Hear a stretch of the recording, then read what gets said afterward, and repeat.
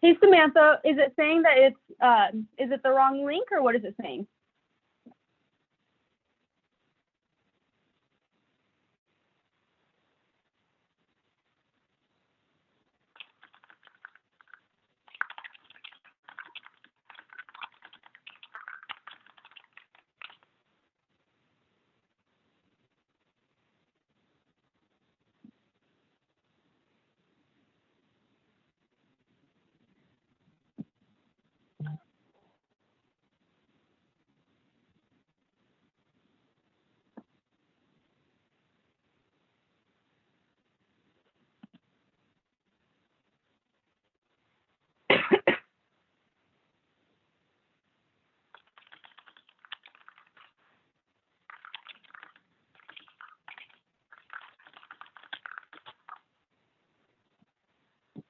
Samantha, would you like me to have someone give you a call?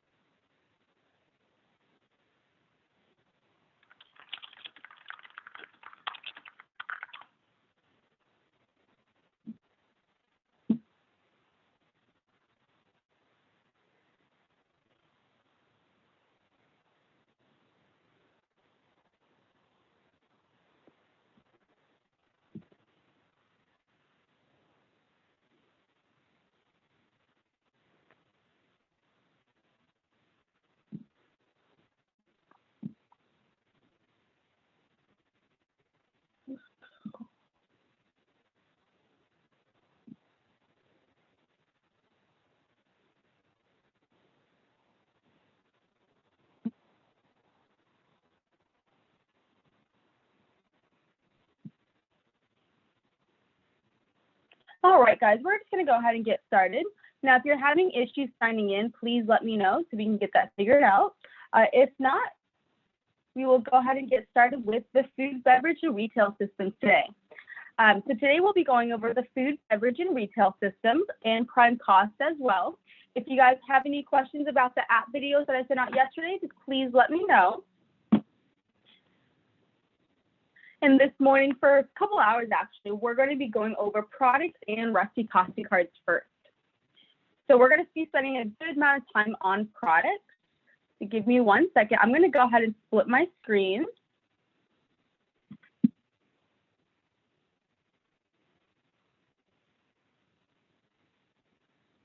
All right, so the foundation to your food, beverage, and retail systems is going to be products. Now, basically what that means is if you don't have product information in your system, you won't have recipe costing cards, you won't have orders, inventory, usage report, any of that good stuff. So the first thing I would do when you first get signed up with Restaurant Systems Pro, or if you get a new vendor, whatever it may be, is you're going to ask them for an order guide for the last 6 months. I'd say 3 to 6 months. And that order guide needs to contain an Excel spreadsheet if they can provide it to you in Excel form. And it needs to have all of these columns right over here. Give me 1 second. Let me just go ahead and change this. So we need the product ID column. We need the pack size column. And if you notice on this specific item, the pack size column is 2 different columns. That's totally fine. It could either be 1 column or it could be 2. It does not matter. We have a brand column, a name column, a case price column, and a quantity column. Now, we don't need the quantity column for the products, but we need at least these 5 columns right over here. 5 or 6 columns at least. Any questions on the Excel spreadsheet? And if your vendor can't provide you this information in Excel form, you can always send us some past invoices. I'd say about 3 invoices from that vendor. And then if you send it over to us, we'll go ahead and get those imported into your system for you. Give me 1 second.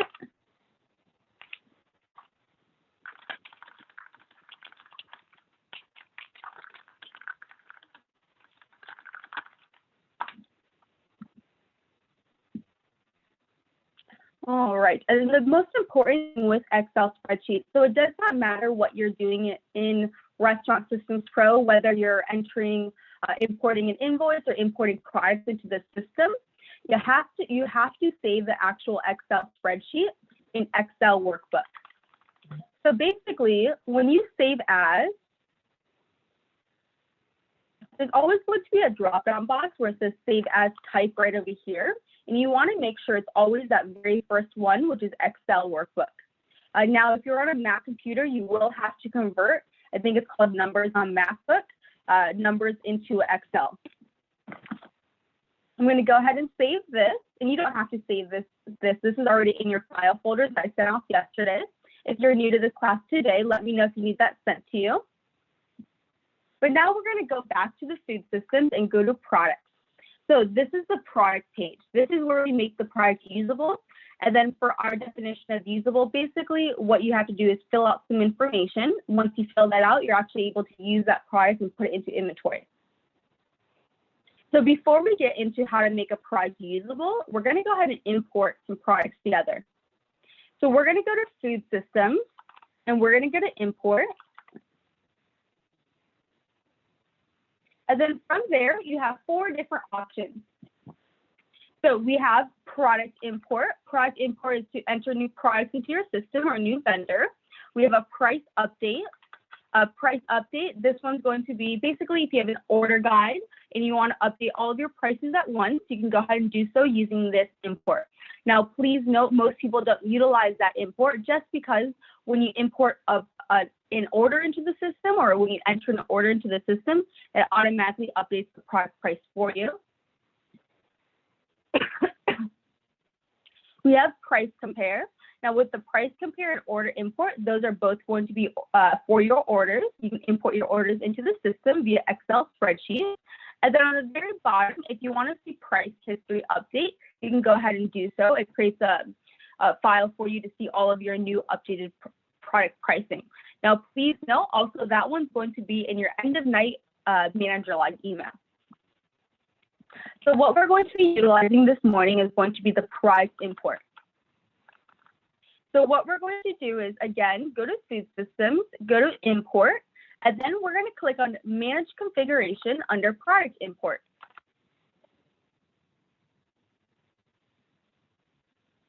Once you guys are here, we're going to go ahead and click on the trash can under the Cisco one, or to the right of the Cisco configuration. I'm going to click on the trash can. I'm going to go ahead and delete that because we're going to enter one together. And again, let me know if I'm going too fast or if I need to go over anything again. So after I've deleted the Cisco import configuration, I'm going to click on the plus sign on the bottom grid to add a new configuration. Samantha, what server number are you? I'm going to click on the plus sign.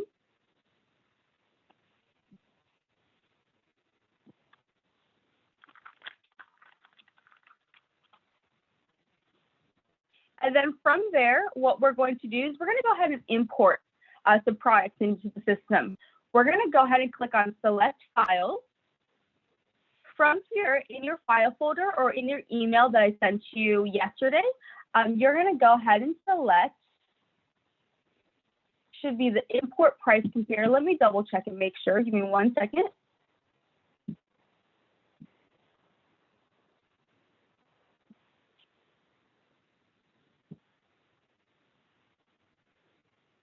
Yep, go ahead and double click on, it's called Import Price Compare. Looks just like this. Now, when you save it as an Excel workbook, just like how I just showed you, it will automatically generate as orange. So for us, orange means it's good to go. It says 100%, but if you see it in red, that means that there's something wrong with the Excel spreadsheet. It's most likely in a different format. So from here, under this text box, we're going to type in the template name as Cisco. Now we're going to hit Next. So what we're going to do is we're going to map out the fields. We're basically telling Restaurant Systems Pro which columns in our Excel spreadsheet need to be imported. So what I'm going to do is, and you don't have to do this, but you can just go ahead and follow along on your screen. I'm going to go ahead and split my screen for you guys to see what I'm doing. So on the right side is my Excel spreadsheet, on the left side is my configuration, and all we're doing is telling Restaurant Systems Pro which columns are which. So the first one is vendor name. That's going to be your vendor name. So I'm going to select Cisco. Vendor product ID. So if you look to the right on my Excel spreadsheet, you'll see that Cisco calls it SUPC. So SUPC is the product ID column. So I'm going to click on the drop-down box and select SUPC. From here, we have manufacturer ID. I'm going to go ahead and leave that blank. Next, we have pack size. So if you remembered earlier, I went ahead and told you guys you can have 2 pack size columns, just like this Excel spreadsheet right over here. So because this one does, I'm going to go ahead and select pack on the left side and size on the right side. Now, please note, if you don't have 2 columns and you only have 1, you can leave the right side blank, this one right over here. We have the product name column. I'm going to click on the drop-down box, and for this one, it's called description. So basically, if your Excel spreadsheet named product name, for example, name, then you would select whatever column name that they named it. All vendors name things differently. Brand will be brand, and then purchase extended price, that's going to be your extended price column.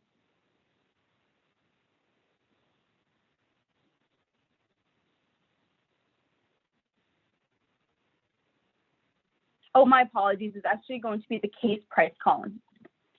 Just make sure you switch that one to the case price.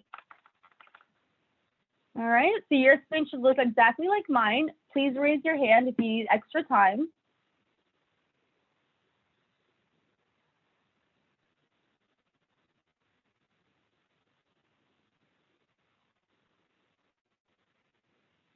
Give me 1 second, guys. Let me try to figure something out real quick.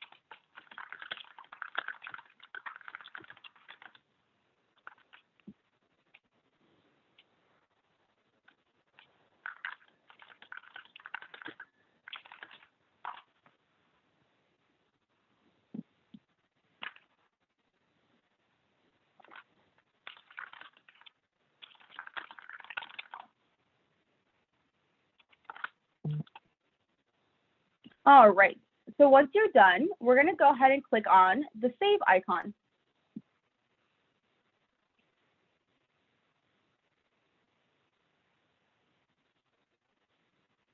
So click on the save icon, and then from there, we're going to click on the back arrow right over here. So from here, it will take you back to that main import page. Instead of clicking the back arrow, you can always just click directly on import. That's completely up to you. But you should be at this main page again. Now, what we're going to do is under product import, this very first drop-down box, we're going to click on the drop-down box and select our vendor. For this example, it's Cisco. From here, after we've selected our vendor, we're going to go ahead and click on select files. And then you're going to go ahead and double click on the import price compare. Again, it should be orange. And then from there, we're going to hit upload. It should tell you Fortune's records successfully imported into your system.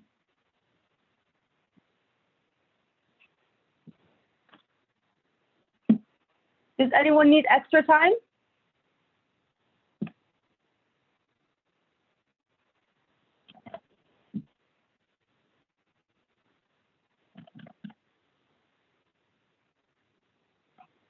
All right. So now that we've imported products into Restaurant Systems Pro, we're going to go ahead and make them usable. So just a heads up, if you're a brand new system with us, if you send us all of this product information, like the Excel spreadsheets or your past invoices, we'll go ahead and import your products for you and make them usable. But please know you'll still have to do this on your own once you guys get a few new products. You know, if you guys get a new product because you have a different brand, whatever it may be.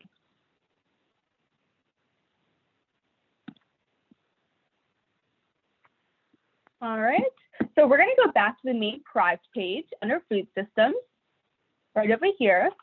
And then from here, we're going to go ahead and make some products usable.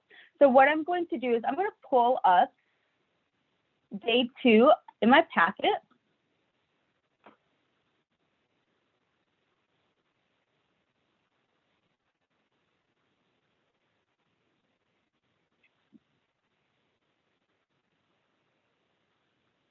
I'm going to split my screen so you guys can see the packet with me.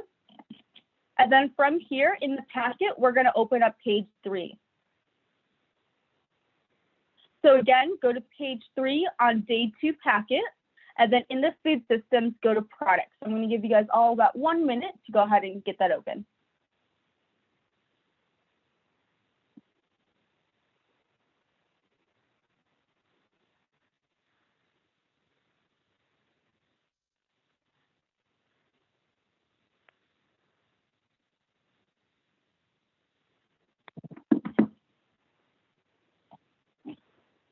All right, so we're going to go ahead and get started now. What we're going to do is on the left side of my screen on page 3, we're going to go ahead and make these products usable together. So the first thing that you guys need to know of the product section is on the very top side, you're going to see all of the different filters. So you can filter by product ID, you can filter by product name, category, brand, if it's usable or not, by the vendor, whatever you'd like on the very top. What I'm going to type in is under the product name column.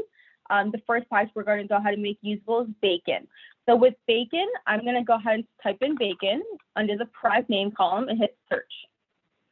Also, there's a drop-down box that says usable. It's easier if you filter for no, if you're trying to search for a specific product that's not been made usable. From here, under the usable column, it should say no, and we're going to go ahead and double-click on this product. So before we actually start making this product usable, there's a couple of different things that you guys need to know. We have a pack size column, and this pack size column has to correlate with this purchase unit price. So for 15 pounds of bacon, I buy it for $29.54. We have a couple of different columns that we need to fill out.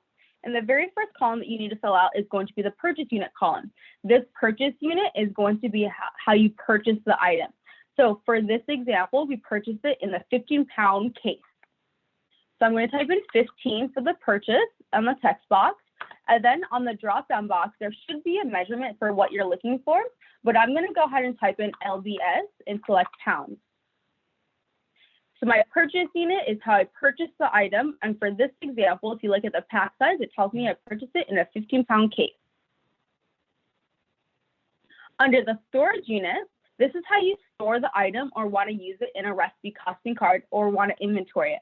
So this one's very flexible. You could put it into the system by the 15 pounds, but I would actually put this in the system by the 1 pound. And that way, if I wanted to, I could inventory it by the 15 pounds. I could use it in a recipe costing card by the 1 pound. And then the usage unit is how you use the item. And that's typically by the ounce or fluid ounce. So the usage unit, unless you use grams, 99% of the time will be by the fluid ounce, by the 1 ounce, or by the 1 each. Yield for this item, this is a percentage, but for example, if you guys have bibs, that yield is going to be 600%, so just make sure you do enter your yield into the system. You can do it 2 different ways, in the recipe costing card, or you can do it in the actual yield percentage right over here. For this one, it's going to be 100%. We're going to leave it as 100%. Category will be food. We're going to leave it as a 100% manual in the actual product section, because for this specific restaurant, we put it in the recipe costing card. But just so you guys are aware, I would just make sure you keep it consistent. The other day, I went to someone's system and they had all of their recipe costing cards, basically 2 yields to them when it only needed 1 of them. They put them in the product section, and then someone else decided to put them in the actual recipe costing card. So just make sure you know exactly what your restaurant's doing so you can keep it consistent. We have a drop-down box for catch weight item. A catch weight item is anything that you buy by the per pound. So if you think about going to a deli, as an example, you typically go ahead and buy those meats by the pound. So if that's anything that you guys purchase, typically meats or cheeses, you would go ahead and select yes. We have the product knowledge section. This product knowledge section, what that is basically if this is locally grown, organic, whatever it may be, they do generate in the recipe costing card. This section does. We have a, excuse me, we have a key item report. So basically what this is anything that you want to track on a daily basis. We have a prep item report. This is anything that you want to enter into the prep sheet. We have subcategory and sub number. You can go ahead and ignore those for now. But those are made specifically for wines in. Also on the very top, I forgot to mention this description box. This description box is, let's just say that it's a 15-pound case. You can put 1 case right here or 1 bag, whatever it may be, so you can help whoever's inventorying indicate what it actually is. And then on the very bottom, you have an option to select your location that you want to enter this in. So on page 3, it tells me it needs to be in the walk-in. There's an index number. This is where you want it to generate on your shelf to sheet inventory. For now, we're going to leave that blank. And then there's a drop-down box to select how you want to count it. So for this one, I probably want to count it by my purchase unit of the 15 pounds. That's completely up to you. On the very right side of this, we have par levels. So for this restaurant, again, we order for Monday for Tuesday delivery, Thursday for Friday delivery. That means my par levels need to be on my order day, and that's going to be Monday and Thursday. So I'm going to go ahead and type in 5 for Monday, and I need 2 cases on Thursday.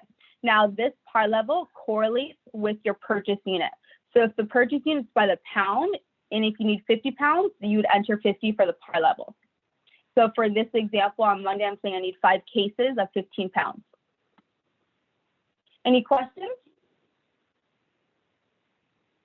So go ahead and scroll down and save. And it's telling me that this product name is duplicate. So this happens, not quite often, but it does happen time to time. So what I'm going to do is just enter the pack size into the actual product name, because sometimes the vendor could use the same exact product name, but different ID, and it is a different product. So I'm going to go ahead and click Save. Now make sure if it tells you it's duplicate, that it is a completely different product or different brand, and it's not the same product being duplicated. Any questions? All right, and then we're going to move on to the next item. So the next item is going to be beef storeline flap fajita. So anytime you're searching in the product section, less is more. So for this example, even though it's beef storeline, I'm just going to type in beef. And then from there, I'm going to double click on the bottom one.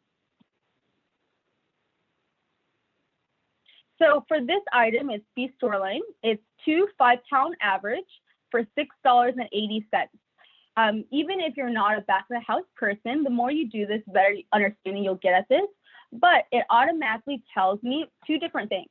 One, this price, there's no way that we get 10 pounds total for $6.80 of beef storeline. This price is by the pound. If you look at the pack size, anytime you see AVG or average, that means that it is by the per pound. So although the pack size says 2 to 5 pound average, I'm going to actually put the purchase unit as 1 pound, because this is a catch weight item, which means it's by the per pound. So I'm going to type in 1, and then in the drop-down box, I'm going to go ahead and select pounds. Under the storage unit, again, this is how you store the item. For this one, we're going to keep it by the 1 pound. But if you wanted to, you could always change this. If you wanted to put it in the system by the 5 pounds, that's totally fine. Under the usage unit, so because this item is going to be a weighted item, the usage unit is by the weight. So it's going to be by the 1 ounce. So if this right over here was by the gallon, for example, you'd want to make sure that your usage unit is by the fluid ounce. It's easier to build up in a recipe rather than build down. We have our yield. Again, I'm going to keep this one just 100% in the actual product, but you can put it in the product or recipe costing card. I have a drop-down box to select the category. So this is very important. You want to make sure that you select the correct cost of goods sold category. A couple months ago, I had someone put $30,000 worth of supply product into their food cost of goods sold category. And also, just a heads up, you want to make sure, even if it's a beverage item, for example, you can still apply it to food. It really just depends on what the item is. So for example, lemons or limes, if you guys use 49% of the limes in the back of the house, and then the rest of it is going to be in the front of the house, I would put that directly in the front of the house. If your limes are half and half, 50 in the back of the house, 50% in the front of the house, I would go ahead and you can make the decision yourself on where you want to put it, in which cost of goods sold category. Also, something else is your supplies don't apply to your cost of goods sold, but the one time I would make sure I get it entered into my cost of goods sold is, let's just say, for example, if you sell a burger, and it does not matter if it's for here to go, if that burger comes with a toothpick inside, I would go ahead and apply that toothpick in your recipe costing card as well as to food costs. So it really just depends. If you're a takeout restaurant, and every single item, doesn't matter if it's going to be to go or for here, because you do still have a patio. If it always comes with a container when you sell it, then that's going to be applied to your food cost, even though it's technically a supply. So we're going to go ahead and, after you filled out the top information, you want to make sure you select catchway as yes. From here, you're going to scroll down, and then you're going to select your category for location as walk-in cooler. Again, we're going to leave the index number for blank right now, but we can always go back and adjust it.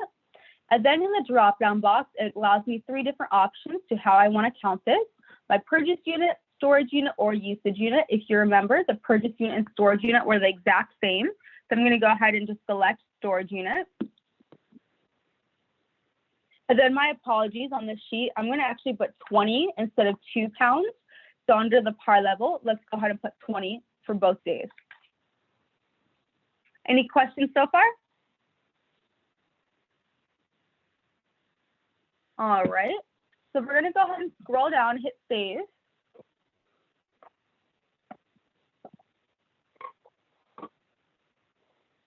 And then from here, we're going to move on to the next product. So the next product is actually beef chuck pectoral meat. So when you save that, if you filtered for beef, it should automatically be the first one. So we're going to double click on that one. So this is for 6 pieces for $2.70. So what we're going to do is, because this price, again, it's $2.70 for 4 to 6 pieces, it does not say average. But again, I automatically know because of that price that this is a catch weight item. For the purchase unit, it's the same thing. It's going to be by the 1 pound. And there's pretty much a drop-down box for every single thing that you need.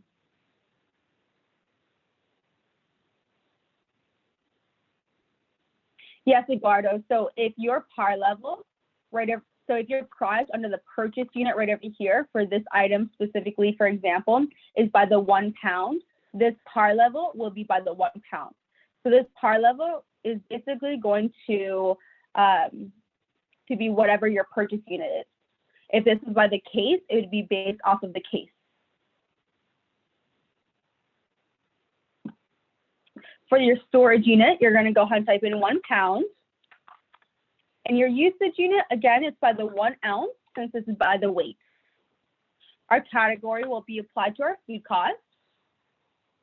And then our catch weight is going to be yes. And again, we're going to fill out that bottom information again. And I'm going to use 10 pounds for the par level.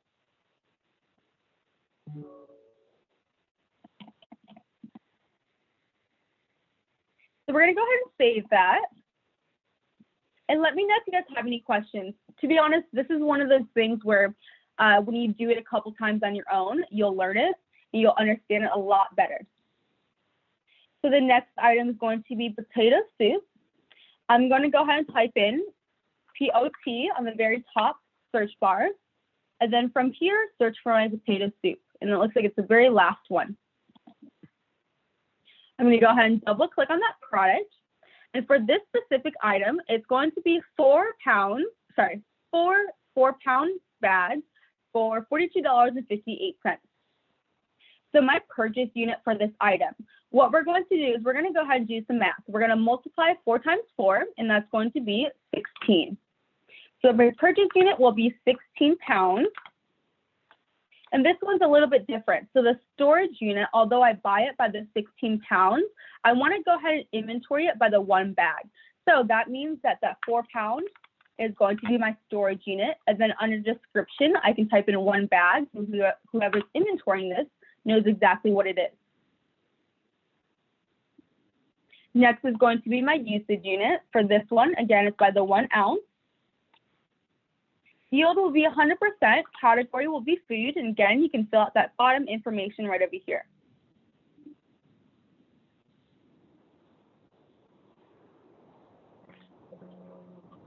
So for this specific item, for example, the par level is 1, so it's saying that I need 1 case of 16 pounds on Monday and 1 case on Thursday. Now we're gonna go ahead and scroll down and hit the save icon once you're done. Do you guys have any questions?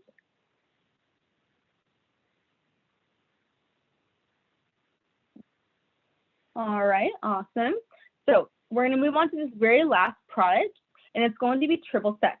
So this is going to be a beverage item. So if you're utilizing the beverage system, you have to make sure that you switch into the beverage system. So if I accidentally import into the food systems, even though it's a beverage vendor, there's no way for us to convert it. So just a heads up with that. Again, under the product name filter, I'm going to type in what I'm looking for. And then from there, I'm going to double click on the product. So this item, the pack size says is 1 each for $3.21. So because even though it's by the 1 each right over here, I know since I work there that it's by the 1 liter. So I can actually go ahead and convert that. Even though the pack size does not say 1 liter, I can still make it usable by the 750 milliliter bottle or the 1 liter or the 375 milliliter bottle, whatever it is, if you know what the actual pack size is. Same thing for a number 10 can. I would, even if you don't know on the top of your head, I would go ahead and figure out what a number 10 can actually weighs. It should tell you on the actual can itself, and then make it usable by the can, by the weight itself. That way you don't have to break it down in the recipe costing card. So for the purchase unit, a storage unit, I store and I purchase it by the 1 liter. My usage unit will be by the 1 fluid ounce, since this is going to be a volume item.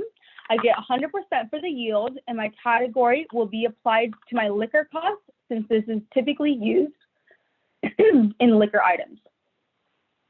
I'm going to go ahead and scroll down and hit save.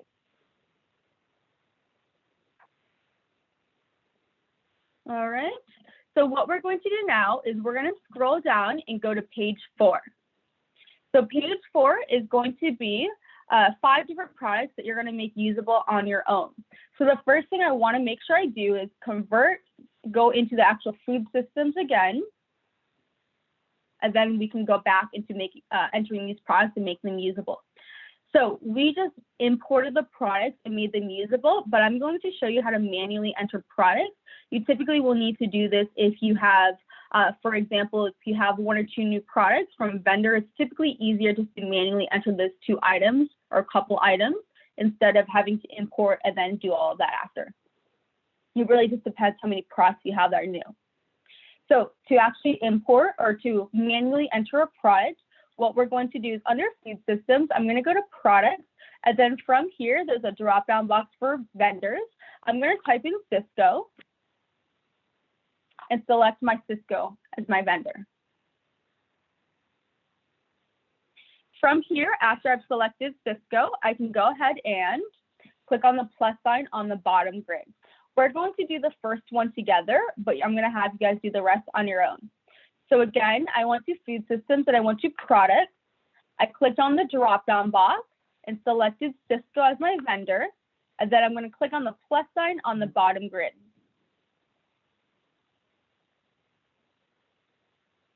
From here, we're going to fill out this information. So basically, all 5 columns that we imported, five or six columns that we imported, automatically were filled out. Now we're just going to have to manually enter that. So all we have to do is under product name, I'm going to start with that one. I'm going to type in right over here, it says beef 1 pound.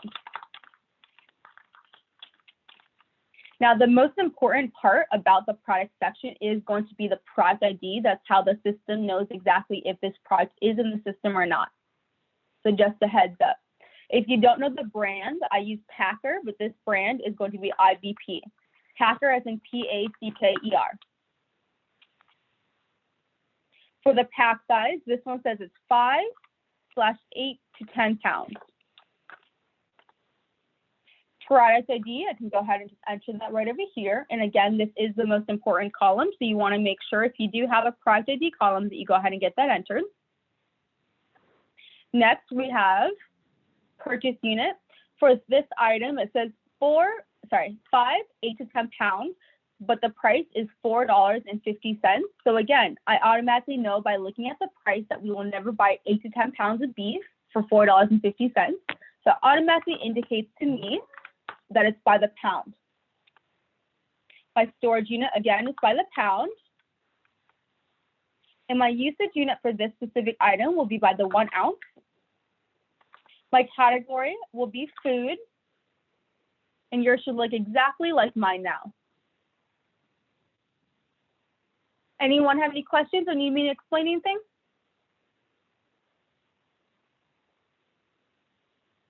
All right, so you're gonna go ahead and save that. And then I would like you guys to go ahead and enter the 3 other Cisco products on your own. And then Young Ciroc Mango, that's going to be a beverage vendor, so you have to switch into the beverage system. All right, and let me know on chat if you guys have any questions.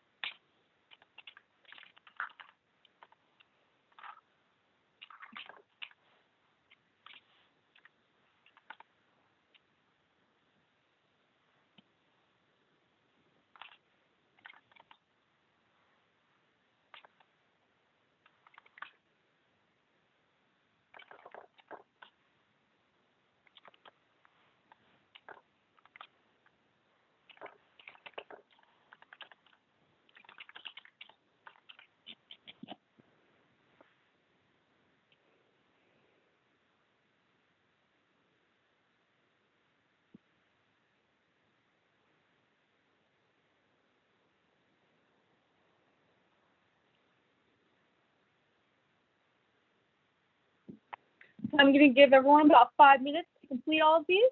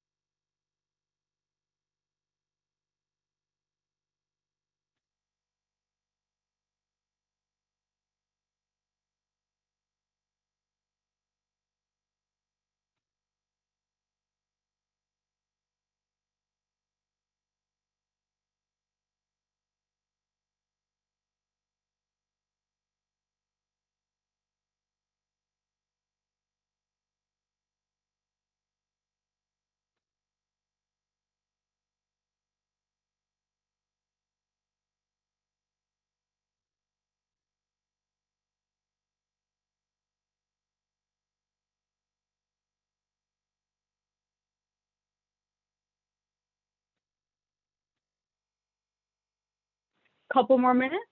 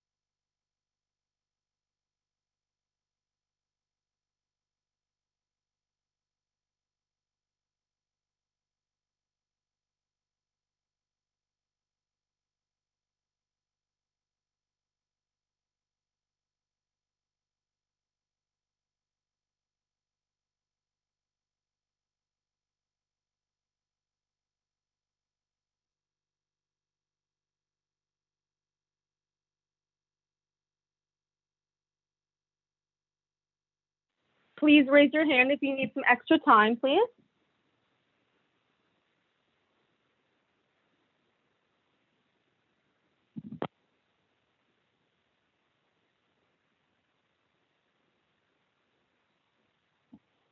No problem.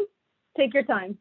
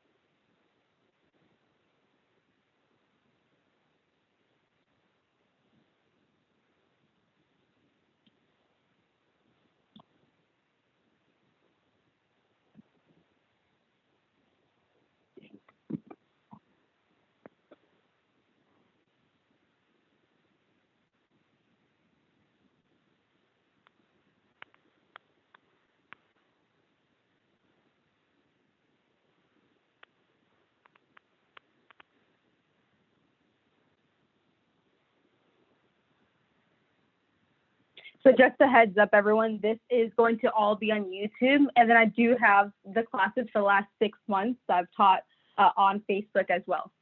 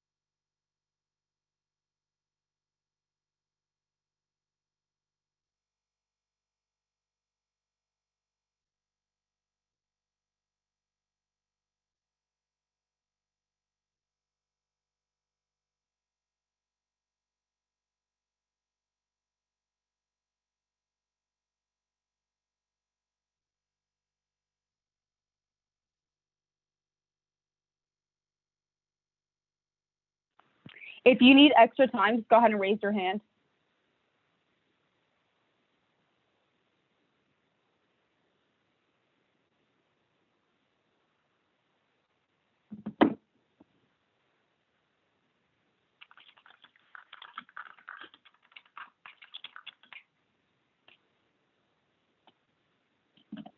All right, so we're going to go ahead and move on to the next step. Let me know if you guys have any questions or concerns though. So we're going to move on to the rest of the product section. Like I showed you guys earlier, on the very top portion, that's going to be all of your different filters, and anytime you're filtering, less is more. Something else that you want to keep in mind, if you're looking for a specific item, for example, bacon, and you can't see that specific item in the active section, you may want to click on this drop-down box and double check the inactive section as well as the deleted section. You can reset your filter right over here. And then on the bottom grid, you have a bunch of different options. So we have a plus sign to add a new product. Just like how I showed you guys, you have an edit icon, since you guys can't double click on it. You have a delete icon, as well as made inactive. Just a heads up, no one besides the site admin, which is typically the owners, can delete a product, out of the system completely. It will always still be there. So when I click on a specific item and click on view selected row, it generates with this window. I can export to Excel, export to PDF. If I have multiple restaurants, I can copy over products from one location to the other. Again, I have an inactive icon. If I select a product one time, so it's highlighted blue, and click on history, it will show me my price history for that product. Let me look for another one that may have better history.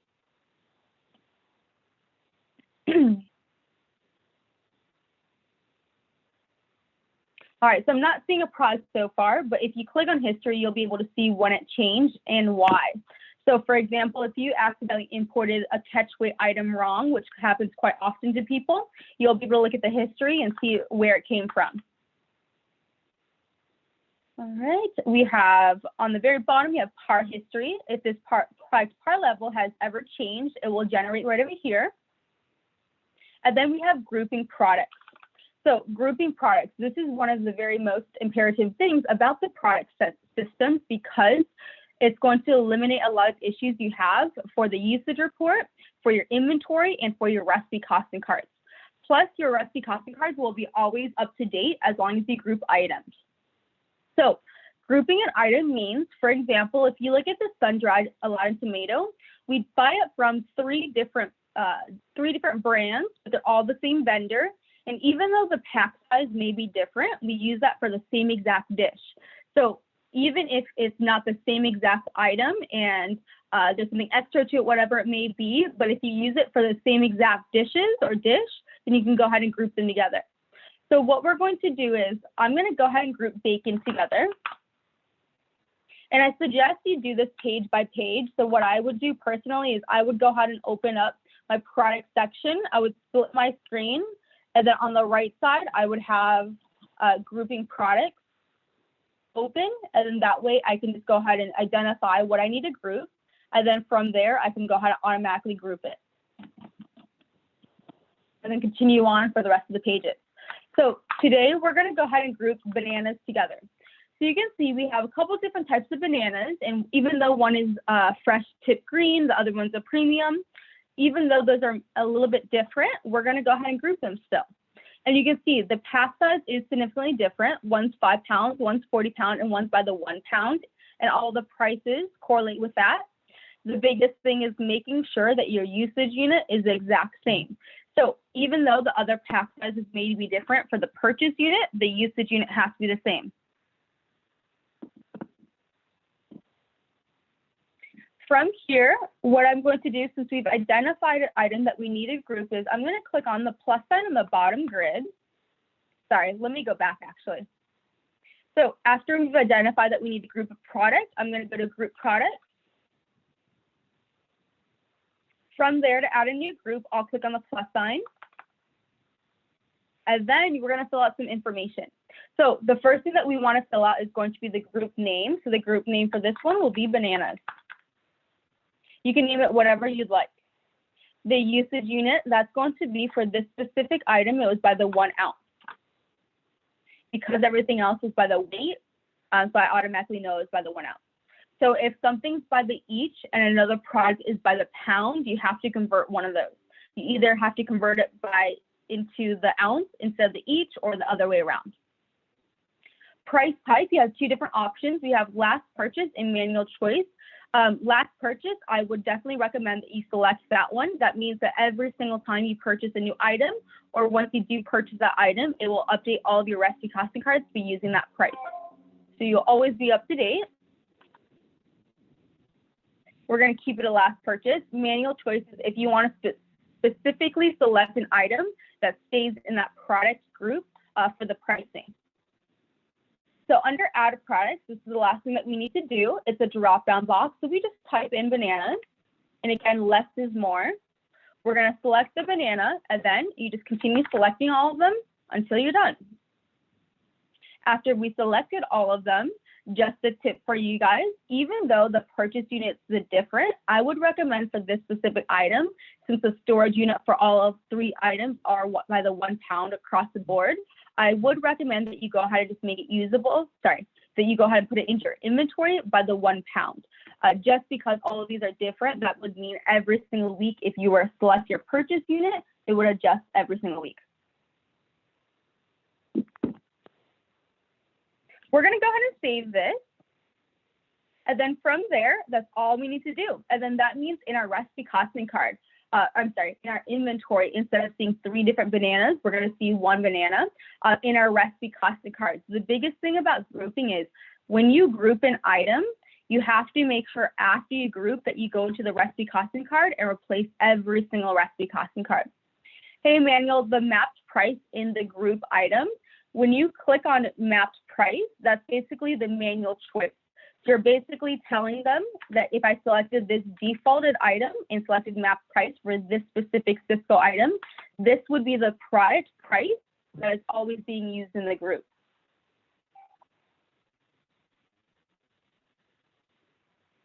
All right, we're going to go ahead and save this. Does that answer your question? Awesome. And I'm going to hit the back arrow. Let me see if there's anything else I want to mention. All right, so what we're going to do is, unless anyone has any other questions, we're going to go ahead and go on a 10-minute break. We're going to come back. Right now it's 9:05 or 9:04 my time.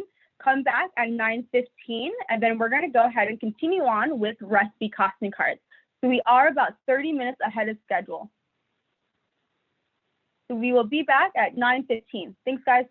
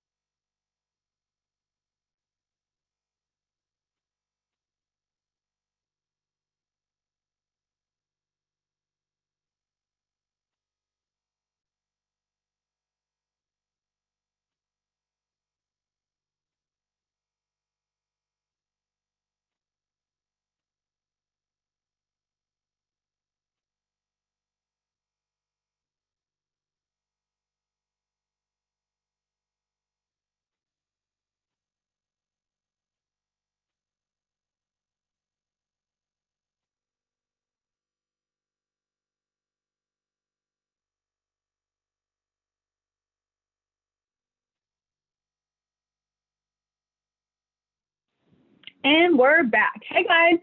All right, so make sure you're still signed into your server, and then we're gonna go ahead and go back and start on recipe costing cards.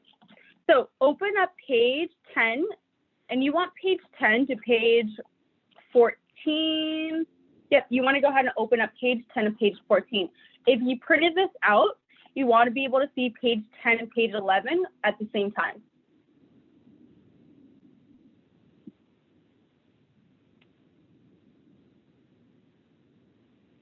All right, so now what we're going to do is we're going to go to food systems and we're going to go to recipe costing cards.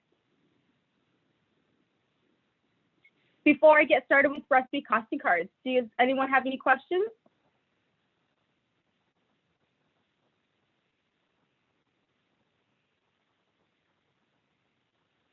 All right. So we have two different types of recipe costing cards in Restaurant Systems Pro. One's a batch recipe and one's an item recipe.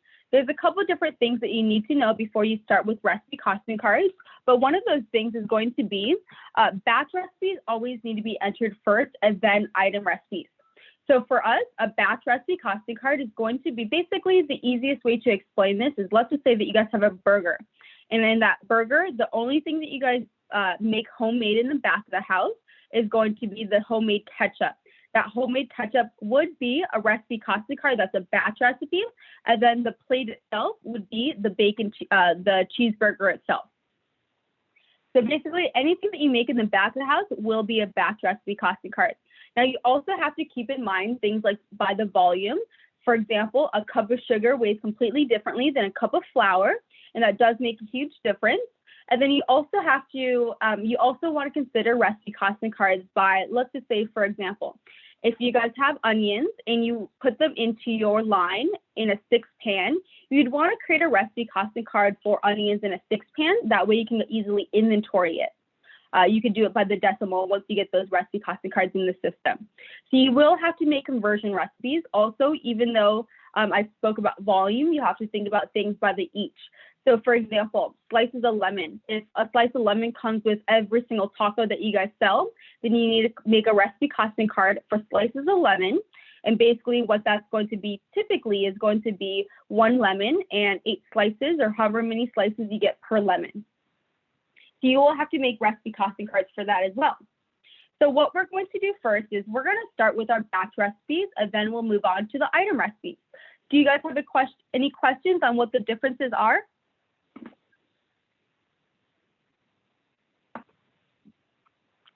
All right, so I'm going to go to recipe costing cards under food systems, and this is what it looks like. I'll go over everything on the bottom grid and all the searches after that, but we're going to go ahead and start with the recipe costing card. Now, if you did not print out the manual, make sure you do, or if not, you're going to have to actually rotate the photos for the recipe costing cards, just like how I did.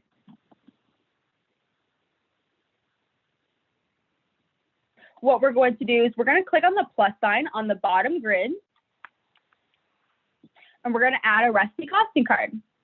So on page 10 and page 11 is going to be your batch recipe costing card. On page 12 and page 13 is going to be your item recipe costing card. We're going to go ahead and do this together. So when you click on the plus sign, this is the very first page that you see. We're going to go ahead and click on this drop-down box for item recipe, where it says item recipe, and select that as batch recipe. Where it says active, we're going to select the checkbox. Under recipe name, I'm going to type in the recipe name as CS Onion Relish Compote. Under category, I'm going to select food. Going to apply my food cost of goods sold. Also, something to keep in mind, your batch recipe costing cards can go within another batch recipe or an item recipes. Item recipes can't go within another item recipe. We're going to hit save. And from there, this is what the page looks like. We have recipe costing details, and this is where we're going to enter our ingredients. So the very first thing that you need to do is you need to click on the plus sign under recipe costing details. And from there, it brings up with the add ingredient box. On the left side of our page, or of my page, you're going to see the recipe costing card. And the first item, if you can see, is going to be onion. So the first thing I'm going to do is under the ingredient drop-down box, I'm going to type in onion. From here, this is the way the filter goes. Products are first, recipes are in the middle, and on the very bottom is going to be your group. If it's a grouped item, you have to make sure you select the group so this recipe is always up to date. So we're going to select onion yellow group. Again, that's on the very bottom. Now, where it says quantities and multiples of, you can see on page 10, it says that it's going to be 80. So recipe quantities, these are all by the ounce. What we're going to do is quantities and multiples of says 1 ounce. Because this is a group, it only allows you to do it by the 1 ounce. Just a quick tip, if you go on Google, you type in pounds to ounces, for example, it will do the conversion. So if I have 20 pounds in a recipe costing card and it's a group item, I have to convert it by the ounce. So for this one, it calls for 80 ounces. And if I scroll down on page 11, it tells me that 80 ounces is 5 pounds. It's easier for a chef to read 5 pounds. So under the quantity note, when you print off a recipe, all they're going to see is the quantity note itself. So you want to make sure if there is a conversion that you go ahead and enter that. So for example, 4 fluid ounces is half of a cup. So if that were the case, my quantity would be 4 and my quantity note would be half a cup. I'm going to click save. And when you click save, it generates right over here. It tells me my unit is 1 ounce. My quantity is 80 ounces. My price per cost, so per unit, 1 ounce, is going to be about 2 cents. And in total, for 80 ounces, which is 5 pounds, it's $1.85. We're going to move on to the next product and enter that. The next product is going to be butter. So again, we're going to click on the plus sign on the bottom grid. We're going to go ahead under the ingredient name, type in butter. And again, if it is grouped, you want to go ahead and select the group. It looks like this item is not grouped, so I'm going to find the one from Whole Farm.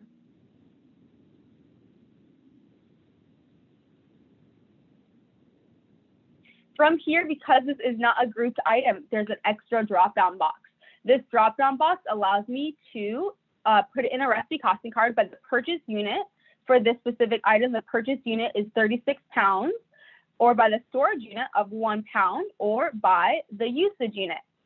For this specific one, we're going to be using 4 ounces, which is going to be, for the quantity note, 4 ounces as well. So basically, page 10 will be your quantities and multiples of. Page 11 will be your quantity note under the quantity column.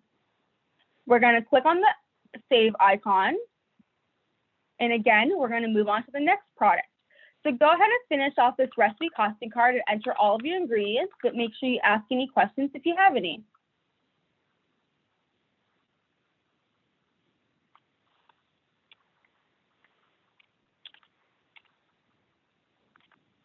And because the vinegar is, even though it's 4 fluid ounces, that is by the volume. So that's why I can use that one by the cup, and the butter is not by the cup, it's by the ounce.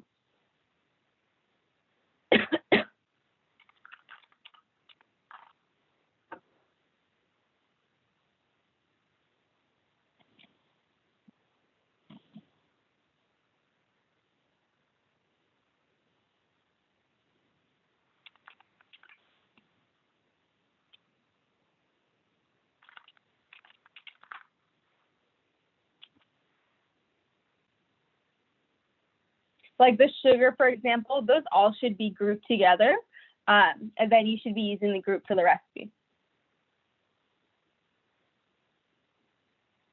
And you want to think about, if you only buy this item 1 time out of the year, I would still group it instead of making it inactive.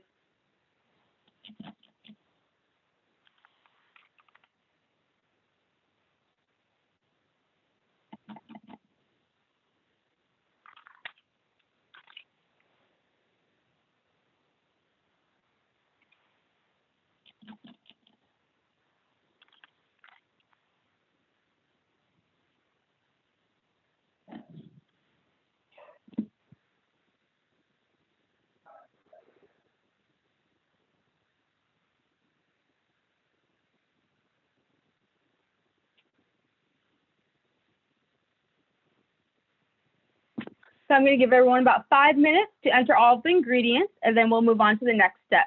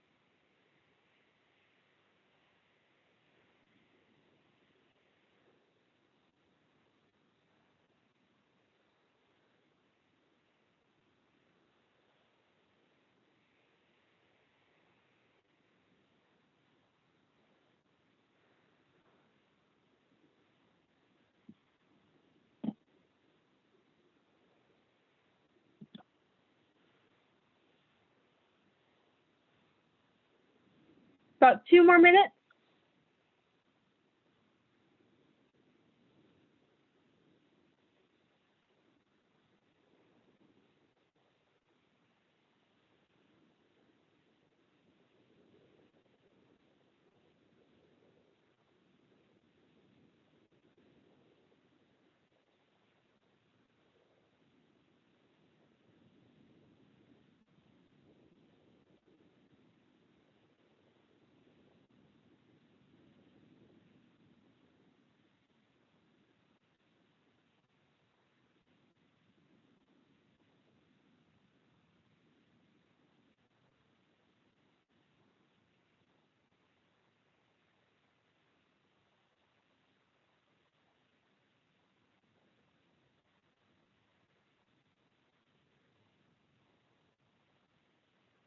Does anyone need extra time? Go ahead and raise your hand if you do.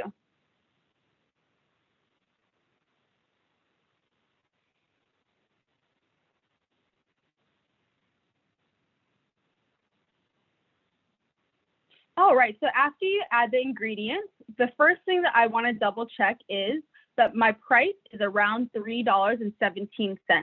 If your price is different and off, you want to make sure you look at the total amount column. Most of the time, especially since I can't see your actual screen right now, just a heads up, a lot of the time people have issues with the ketchup. They will select, if you look at your ketchup and the price is high, you want to double check to see if it says 1 each for the ketchup, because if it does, it says that you're going to be using 4 number 10 cans instead of 4 fluid ounces, which is half of a cup.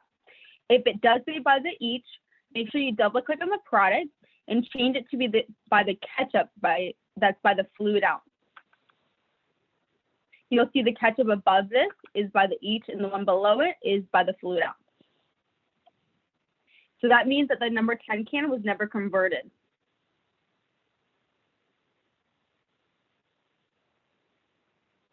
All right, so after you guys double check that and make the adjustments, you're gonna go ahead and upload a photo.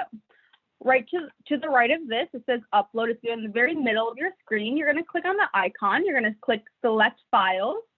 And then from there, you're gonna double click on the onion photo.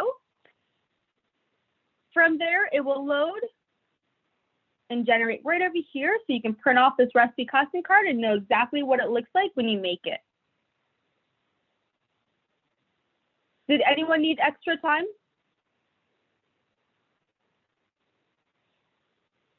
All right, awesome. So a couple other things we need to add. We have to add the yield into the recipe costing card.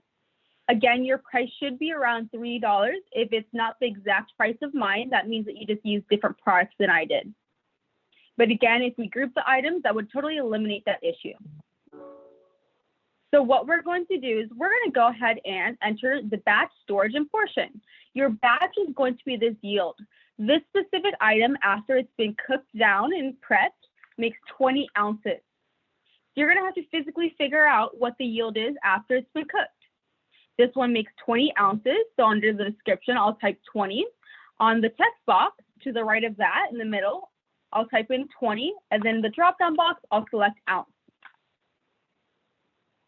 My storage unit, so the storage unit, if you weigh out, let's say, for example, if this is stored in a 6-pan, I could actually weigh out what is in a 6-pan, put the description as 6-pan, and then under the quantity, let's just say it's going to be 40 ounces in a 6-pan, I can type that in. And now I can go ahead and inventory it by the 6-pan. My portion will be by the 1 ounce. So again, I'll type in description, quantity, and unit. And now you'll see these two should be 0 under the storage and the portion. As soon as I enter my yields and click calculate, it will tell you for 1 ounce of this item, it's 15 cents. For a 6-pan, it's $6.35. For a 20-ounce batch portion, it's $3.17. So go ahead and fill that out. I'm going to give everyone 2 minutes to get that one filled out, as well as the photo. And again, let me know if I need to slow down.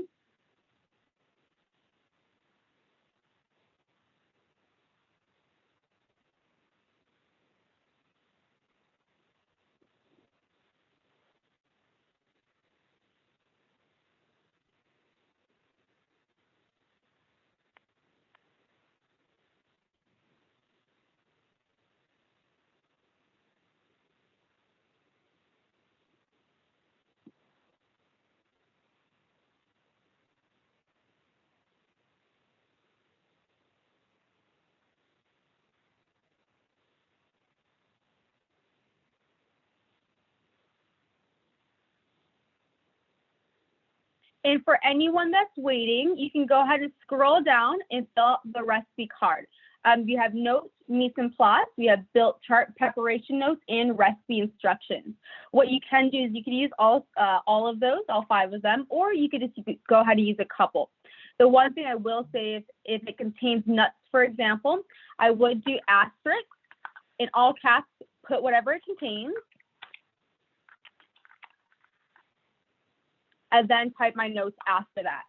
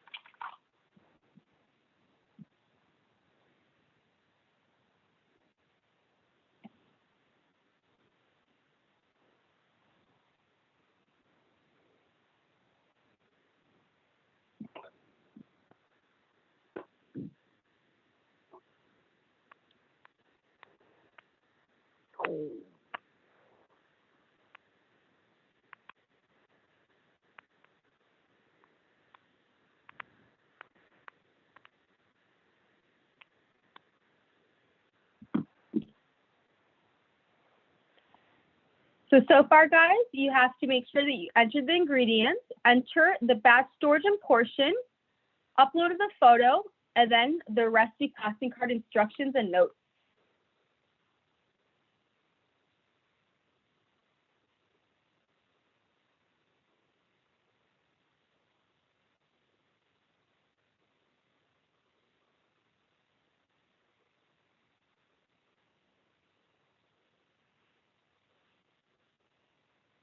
I'm going to give everyone until 9:40, so you have a couple more minutes to finish that up.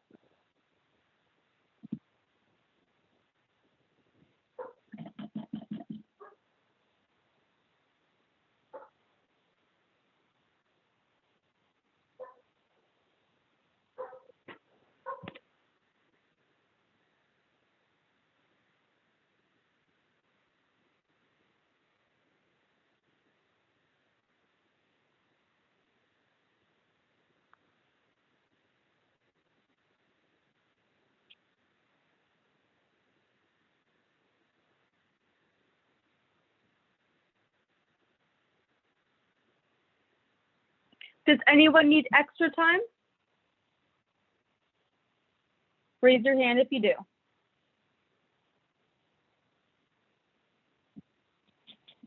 All right, so make sure after you've entered the instructions that you click on the save icon. Now, the last thing I want to show you is how to generate a QR code. So what you can do is you can actually take a video on how you make this item. Obviously, you're not going to do that during a rush, or no one's going to watch this during a rush, but you can go ahead and train it. So what you can do is upload onto YouTube as unlisted. What that means is anyone that has the link can actually view the video, but anyone that does not, it's going to be private on your actual YouTube page. You're going to go ahead and copy and paste this link on the browser search bar. On the very bottom right over here, you don't have to do that. You can just watch my screen while I do it. From here, you can click on Save QR Code. You can generate a QR code. And then on iPhones, it's a little bit different on an Android. You will have to grab a third-party app. But if you grab your phone, open up the camera setting, you can actually hover your mouse over your phone, and it will automatically generate with that YouTube video.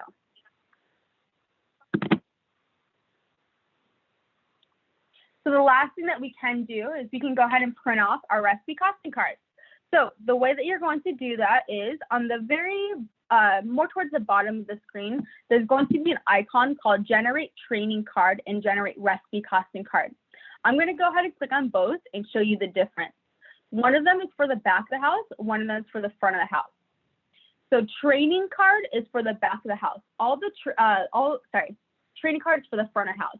All the front of the house needs to know is the ingredients, the product knowledge, and the instructions, as well as the photo if there is one. For your back of the house, they'll actually be able to see the quantity note. So you can see, instead of seeing that it was 4 fluid ounces, they see half of a cup. And there is a way for you to go ahead and export this all at once.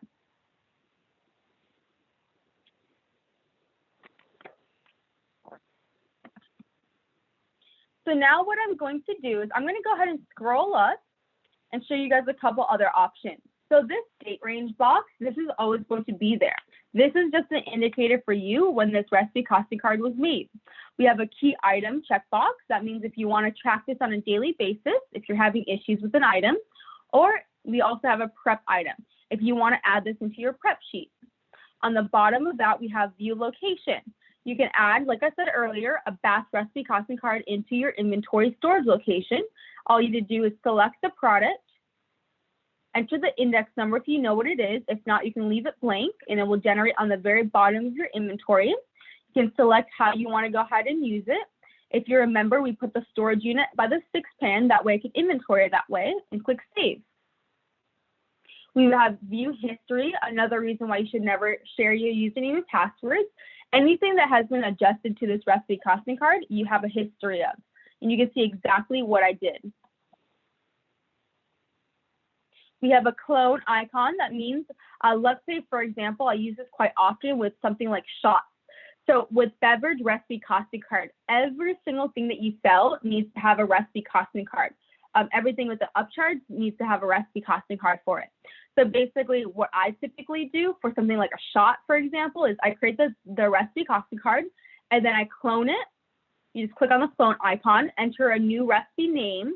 So if I start with a Ciroc shot, I can change the name of it and change it to, Sky Vodka shot. And then from there, I can just replace the ingredient and I can replace the price if it has a price difference. That way I don't have to fill out all the information every single time. Or if you're a pizza restaurant, for example, you can go ahead and you can clone it, and then you can take out the toppings and replace them.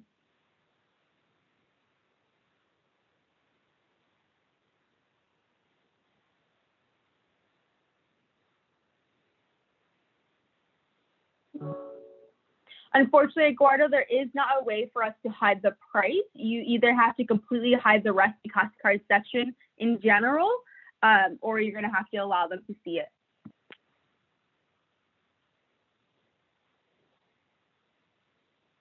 We also have a save and new icon and a save icon. Because we're going to move on to an item recipe costing card, we're going to click on the save and new icon.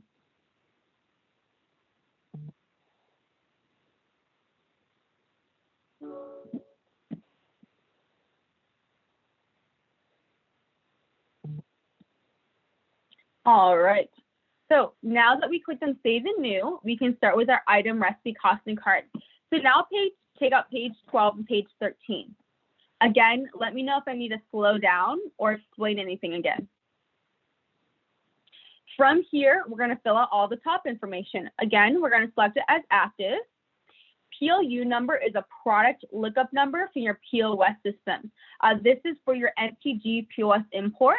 If you don't have a PLU number, you can leave that blank. Also, keep in mind something like a special. If you guys have a bacon cheeseburger that you guys sell for $12, but you also have that for $5 as a special, you still have to create a separate recipe costing card for that and enter a separate PLU number if you do have one.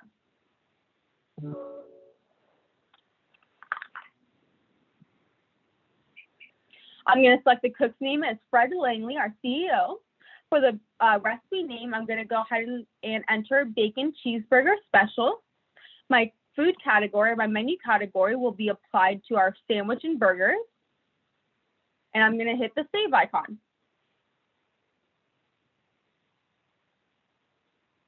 From here, again, it generates with the rest of my page.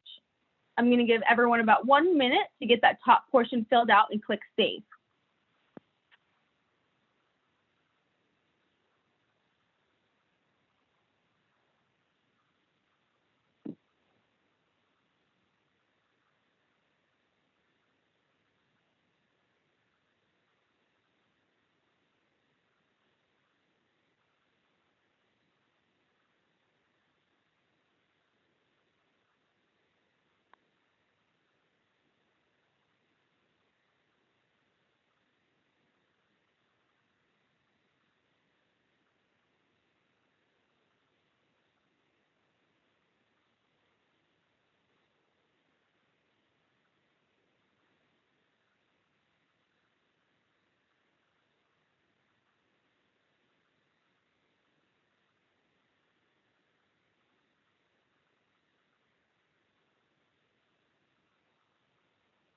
All right, after you got that top portion filled out, go ahead and enter the recipe costing card details. Go ahead and enter those on your own, and then we'll go ahead and touch base after that.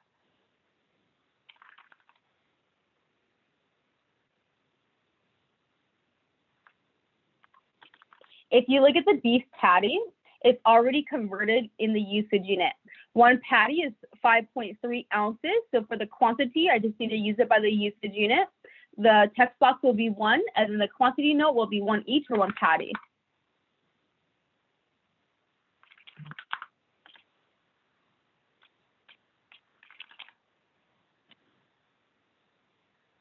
And if there is a group, make sure you go ahead and select the group.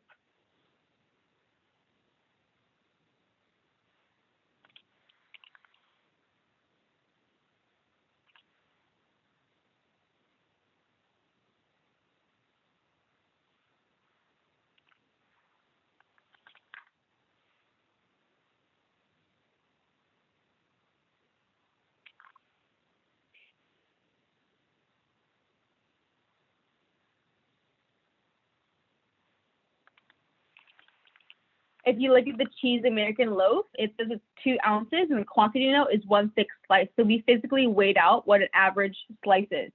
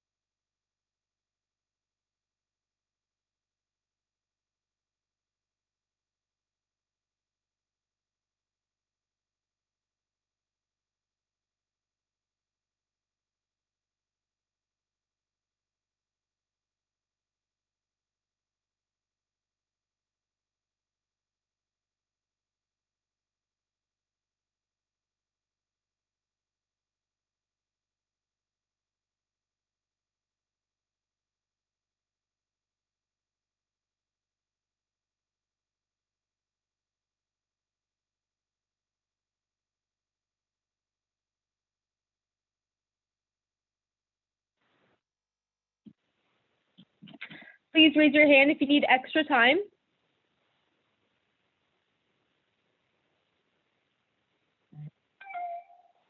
Okay, no problem. Once you're done, just unraise your hand. That way I know where you guys are at.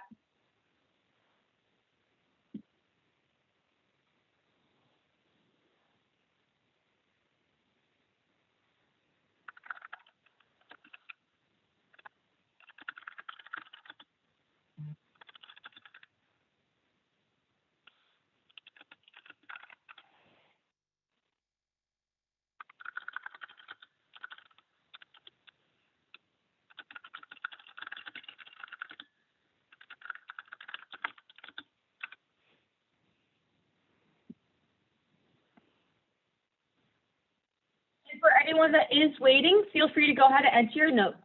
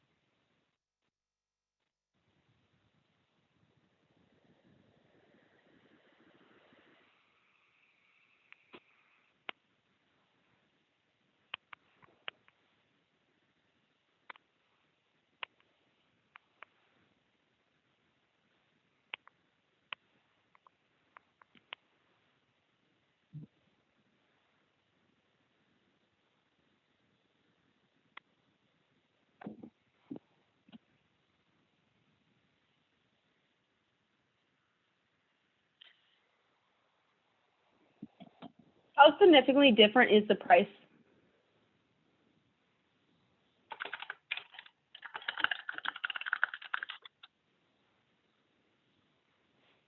It could be because I just imported products earlier, and when I imported some of this products, it could have updated my current list of products. I'm not sure if you followed along when I did import earlier today.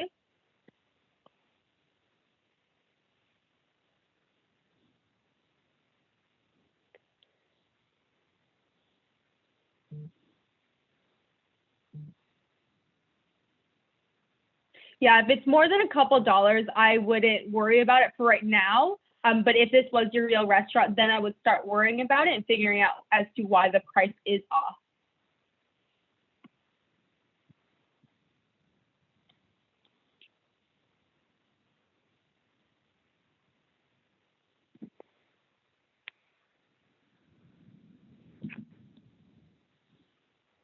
Okay, no problem. Yeah, a couple cents isn't a big deal whatsoever. But because this item is $3.99, even if it was $1 off, I would be concerned. But a couple cents is really nothing. All right, so I see everyone unraise their hand, so we can go ahead and move on to the next step. So the next step is going to be filling out the price portion. Give me 1 second. So on the very bottom where you see total cost, there's a section to enter your current price. So the current price that we're selling this as is $14.95 on our menu. I'm going to go ahead and enter the amount and click calculate and save. So with this item, my target food cost percentage is 24.5%. My potential price to hit that target is $16.30. Now this is going to be up to you and your restaurant and where you guys are located. But for this specific restaurant, we are typically not going to be selling a $16 burger, but we raised that down by $1. So it's $14.95, almost more than $1. The current food cost is higher. It's 26.71%, but the actual contribution margin, so every single time that we sell this burger, I make $10.96, so basically $11. And because of that, even though it does have a higher food cost percentage, I'm still going to leave it as is. You want to make sure that you just double check this section and calculate and save when you're done. Now go ahead and upload your photo. And I know I took a photo of the burger, but just a heads up, I would recommend that you take a photo from the top up, and that way you can see exactly how the burger needs to be plated. And then enter your recipe instructions as well.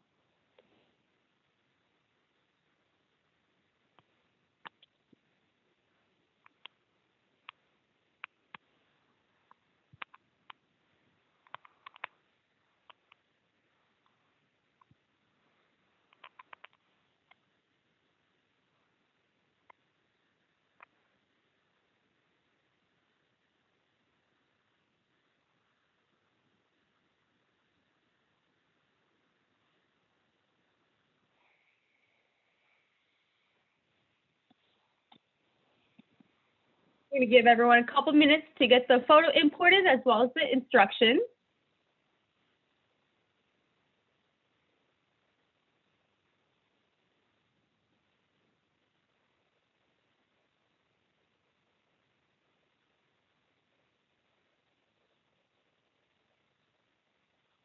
And then for anyone that does have our timeline, just a heads up, we are ahead of schedule. Let me double check how far ahead we are.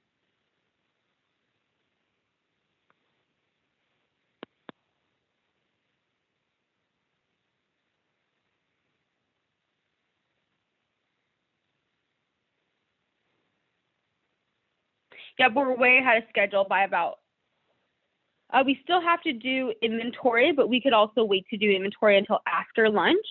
But right now at 11, we should be taking lunch. We probably most likely will take that a little bit earlier. So just a heads up.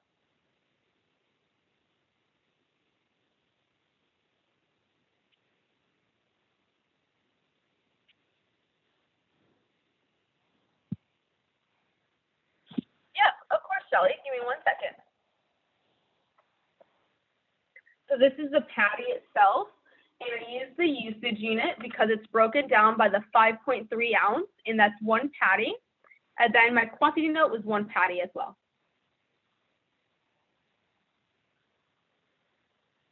But make sure you're using the usage unit because you could possibly be using like the purchase unit, and that's by the 14.9 pounds, the 1 case.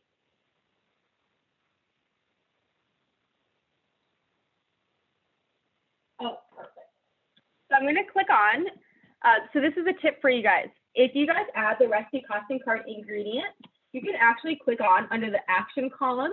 There's going to be an eyeball icon. I can click on that and it redirects me to my product. So we did the purchase unit as the 14.9 pounds. So that's 45 multiplied by 5.3 ounces to give me that case amount. We buy it for $49. My storage unit, I would actually put this description as 1 patty. That way I can count it that way. And then my storage unit, my usage unit is by the 5.3 ounces, which is 1 patty.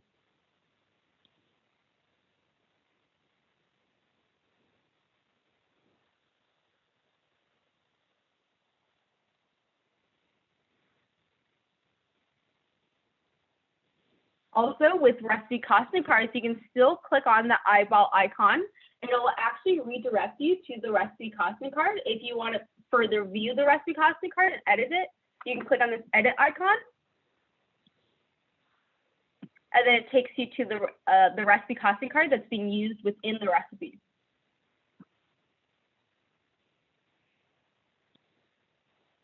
Let me go back to that beef patty. So if I do the math, Shelly, 45 multiplied by 5.3 is 238.5 ounces. And if you go on Google, for example, and you type in pounds to ounces and type in the 238.5, that's at 14.9. And right over here is 14.9. So you basically multiplied 45 by 5.3, went into Google, typed in that ounce amount, which is 238.5 ounces, to give me the 14.9. But the thing is, it wouldn't be wrong if you wanted to put this purchase unit as 238.5 ounces. You could absolutely do that if you didn't want to do the conversion of that. All right.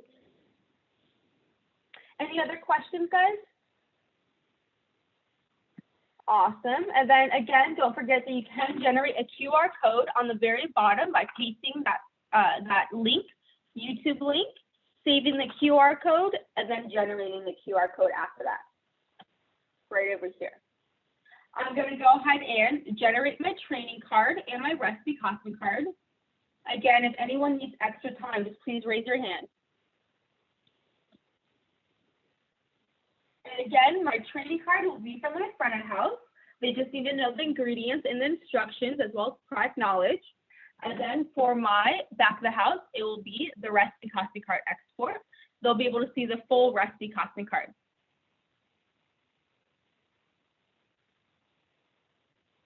Also, just a heads up, if my instructions are very long, you will have to print this up double-sided. Now I'm going to go back to my recipe costing card and then show you guys a few other features. On the very top, again, we have the PLU number, but below that we have view history. We have clone, save and new, and save. So that's how you enter a batch recipe costing card in an item recipe. Does anyone have any questions?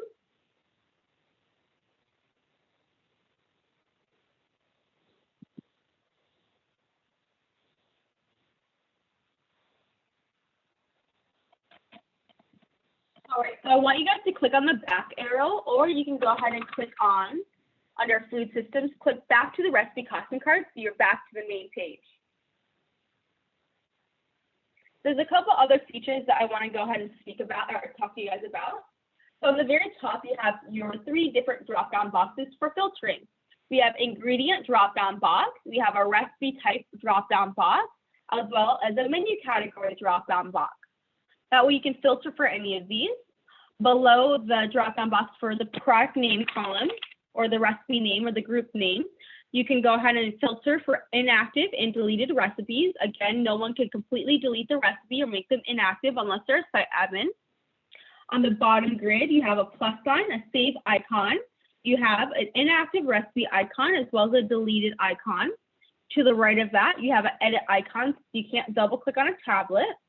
You can select a batch recipe and click on the location icon and add it into a location from there. We're going to be using this replace ingredient icon in a couple minutes, so I'll skip over that one. If you have multiple locations, you can copy over the restaurants from one location to the other by using this copy icon. It's 2 pieces of paper side by side. We have an export to Excel as well as export to PDF icon. We can export training cards, recipe costing cards, and then we can also export those back to house recipe costing cards to Excel form as well. And then you do have the option to view the history from this window if there is any. So what we're going to do next is you're going to take out page 14, and we're going to go ahead and replace the CVP from Shamrock to the Cisco one. Give me 1 second. Let me double check something real quick. You might have to do it the other way around, but let me just confirm. Okay. So what we're going to do is on this main product page, we're going to type in under ingredient name CVP. And then from there, you're going to select the Shamrock one. For me, it's the second CVP from Shamrock, second item.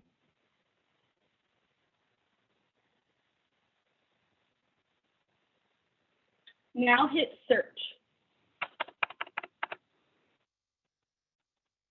From here, this is every single recipe costing card that this item is in. So what we're going to do, we want to do it by pages. Under the items per page drop-down box, you're going to change that to 100. And then from there, you're going to click on the select all icon. Again, let me know if I need to slow down.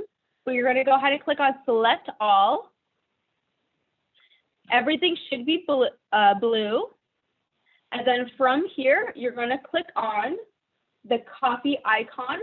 Sorry, it's going to be a replace ingredient icon. It's 2 arrow icons going in the opposite direction. If you hover your mouse over it, it will tell you it's replace ingredient. So what we're doing is we originally purchased the CVP from Shamrock. We will no longer be buying from Shamrock whatsoever. We will only be going towards to Cisco to buy the specific item.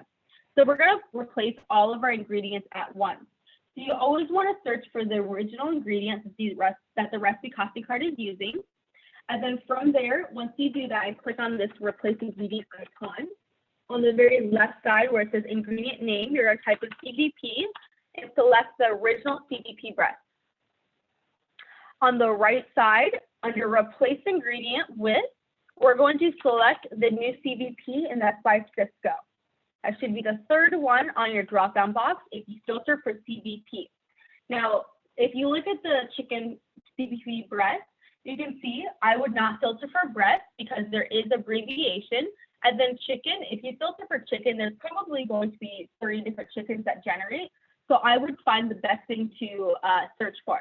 For example, the beef patty, instead of searching for beef, I search for patty. Now all we have to do is click on the select all icon. From there, after we selected all, it will not turn blue, but you'll see everything should be selected. We're going to hit replace. And now it replaced every single recipe to be using the Cisco CVP instead of the Shamrock one. Now, please note, every single time that you group an item after the fact, that you did inventory or anything like that, you have to make sure that you go back into the recipe costing card section, and then you go ahead and replace the original product to be using the group instead. The same exact way, but the only difference is on the right side, you'd be selecting the group instead. Give me 1 second. Let me see if I can select a couple of these. So basically, on the right side, you would select the group instead. Any questions, guys?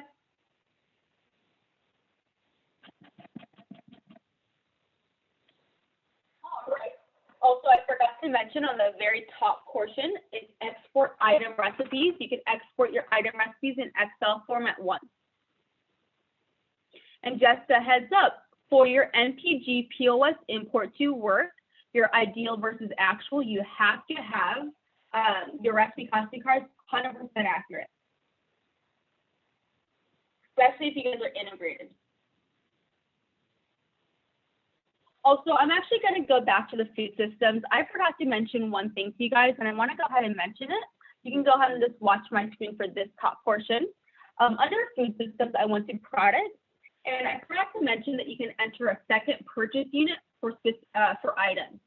So, for example, let me see if this item already has one. Let me look for an item that I can add one to.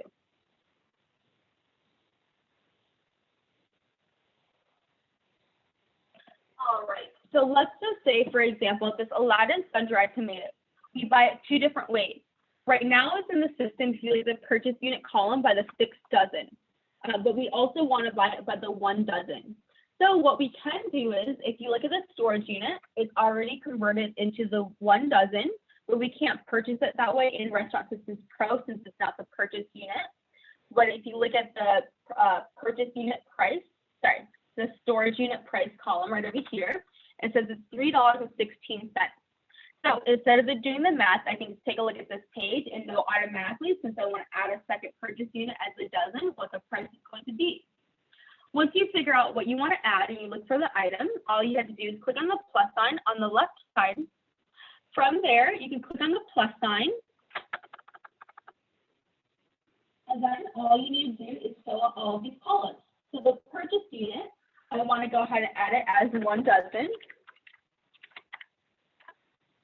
That purchase unit price, I'm going to go ahead and enter the $3.16. My storage unit is by the 1 dozen. My pack size, again, 1 dozen. And it asks you if you want to go ahead and default this purchase unit or if you want to leave it to the original unit. So I'm going to basically do it by the 1 dozen automatically or by the 6 dozen. For this one, we're going to keep it to the 6 dozen, but we're going to click save. That way now, once I go ahead and order and I do a purchase order, I can go ahead and toggle through units to the 2 different units. Also make sure that it's the same exact, it has to be the same exact vendor product ID in order for you to add the second purchase unit. Any questions, guys?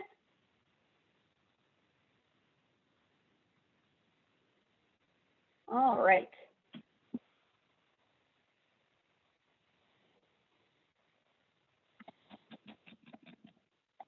So what we're going to do is we're going to go ahead and go over one more section, and that's going to be the inventory section.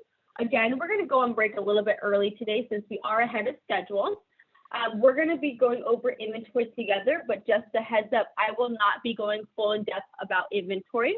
I will just be going over a couple of different things about inventory and show you guys some tips. Now, the number one thing about inventory, if you have not already done this, is you have to make sure before you set up your shelf-to-sheet inventory that you watch our video. So I'm going to go to Food Systems and go to Inventory Items. From there, if you click on this Help icon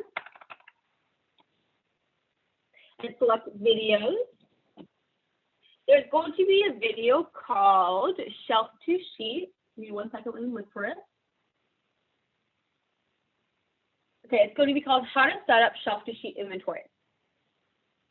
From there, you can watch it on YouTube. It's a 4-minute video.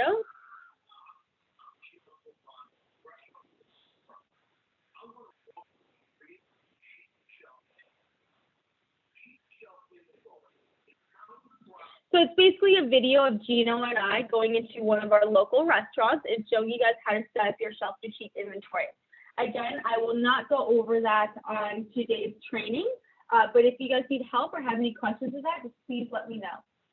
Also, give me 1 second. Let me go ahead and pull up something real quick.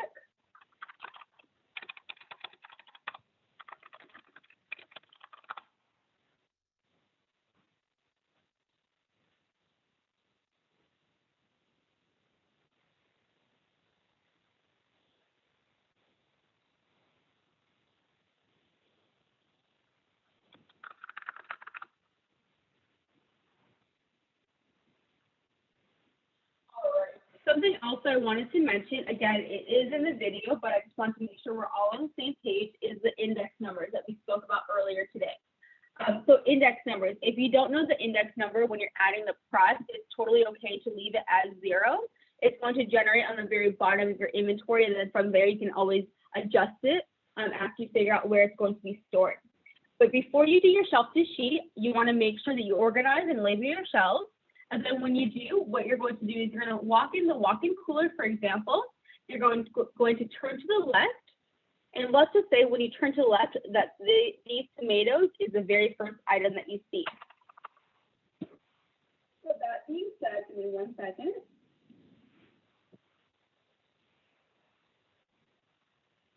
So if tomatoes is the very first item you see, the tomato would be index number 1. Then after that, if there's something to the right of the tomatoes that's different, that would be index number 2. Because the tomatoes is on the shelf, the full shelf, we're going to go ahead and scroll down and move on to the cucumbers. The cucumbers would be index number 2. Lemons would be index number 3. The meat would be index number 4. And then I would move on to the next one. This looks like it's lettuce or something along, looks like it's peppers. I would index that as number 5. To the right of that, it looks like Roma tomatoes. I would index that as number 6. And again, you would continue moving on. This is number 7, 8, and this is up to you. So here's the thing. You can see that oranges are stored in 2 different areas, one's below it as well. You can't enter the same product into inventory twice. So what that means is I would just keep 7 and make sure I inventory both sections. 8, and then this right over here, the carrots, would be number 9. Oh, you're right, Blaine. I forgot about the top shelf. So you guys, I kind of skipped over this top shelf, but just a heads up, you would start with this top shelf as well. So after I got done with the meat, this would actually be number 5. This would be 6, 7, 8, 9, 10, 11, 12. So you guys get the gist. Thanks, Blaine. I appreciate it. All right, so that's what index numbers are for.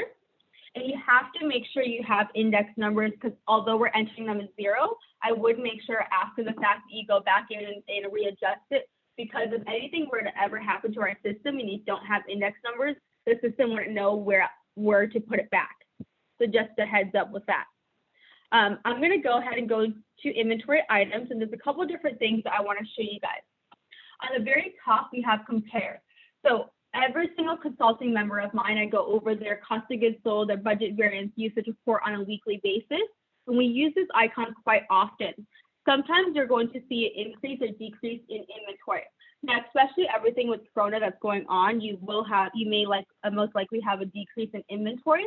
But prior to that or after this, all this happens, if you see high increases or decreases, you can go ahead and compare the 2 locations together side by side and figure out what the issue is, because your inventory typically should not make large adjustments unless you're purposely trying to do so. What I'm going to do to add a new inventory is I'm going to click on the plus sign. From there, there's a date box. So we're Monday through Sunday. That means that every single Sunday, our inventory date should be on that Sunday. Please note, you're either going to count, if you're Monday through Sunday, you can count Sunday night or Monday morning before you guys receive any orders, deliveries, or before you open up your kitchen. But you just want to make sure, even though you're inventorying it on Monday morning, you want to still put the inventory entered in for Saturday, or Sunday, sorry. For the type, it says cost of goods sold and orders. Never deselect that. You're never going to be able to go back and recheck it off if you do, so just leave it as is. Basically, all it's asking you for is to generate in the cost of goods sold portion. Of course, you want that. And then the order section, since you can generate your inventory to generate an order. I'm going to go ahead and save that and then show you guys a couple other things.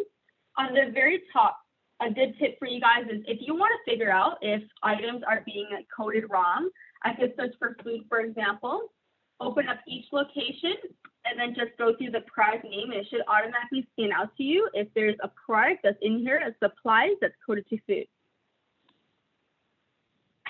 Or if you want to focus on one specific cost of goods sold category. Every single person that selects or that goes into this inventory, their name will generate automatically. Under recipe name, this is where you can search for it. We have edit inventory date. This is going to be for you to edit your inventory date if you've accidentally entered it in for the wrong day. So if I accidentally entered it for Monday, for example, I would have to go back and convert it because that would throw off my cost of goods sold completely. Connection mode. So basically, if you want to go ahead and go into your walk-in cooler without internet connection, you can go ahead and do so. What you're going to do is you're going to go in an area with strong internet connection, and then you're going to mark it as off. Again, in an area with internet connection. In the very middle of your screen, it's going to load. Make sure it's loading. And then after it loads, go into your walk-in cooler and make your inventory and enter your inventory. Once you're done with the walk-in cooler, you're going to walk out, go back to an area with strong internet connection, and then mark it as on. It's going to ask you, do you want to save? When it asks you that, you want to make sure, again, you're in an area with strong internet connection, and when you click save, on the bottom, if you entered quantities, the price totals should update. Again, if you don't see totals on the very bottom after you save, that means it did not save. Right over here, we have using a number 10 keyboard. So when I select that as on, one second, I can open up my inventory on a tablet or even on a computer.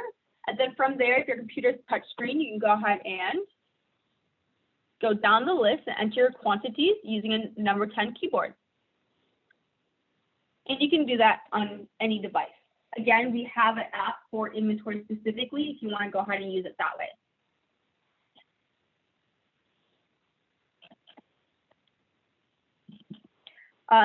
Couple other things. So this is butter whipped tubs. The number one thing you need to pay attention to when you're inventorying is the unit size as well as the price. So for the butter whipped tubs, AA, we are counting it by the purchase unit, and it's 10 pounds for $20.35. What I see happen quite often is under the count column, they will write 10, and what they're saying is they have 10 cases of 10 pounds. What they mean is one 10-pound case. So you want to make sure that you enter the correct quantity and that correlates with your unit size and the price. Also, when you do that, let's just say for this au gratin potatoes, actually, let me look for a different item. All right, let's say for baked beans, for example, same issue, $6, it says six number 10 can cases, and it's $354.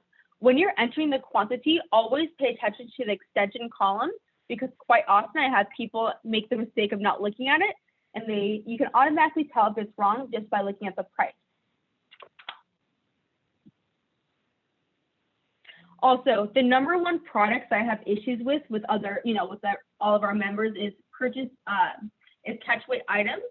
And the reason why is when they enter an order, they forget to enter the catch weight quantity because it's by the decimal. And when they do that, it makes the price a case price for 1 pound in the system. So it could be $500, for example, for 1 pound.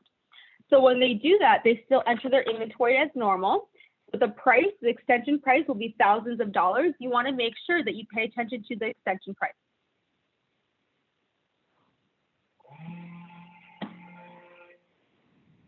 My apologies if you can hear that. It seems like my neighbor is mowing their lawn right now. All right, so a couple other things. You can go ahead and, there's a couple different ways to change the index numbers. The first way is to drag and drop. Give me 1 second, guys. I'm going to go ahead and close my window. One moment.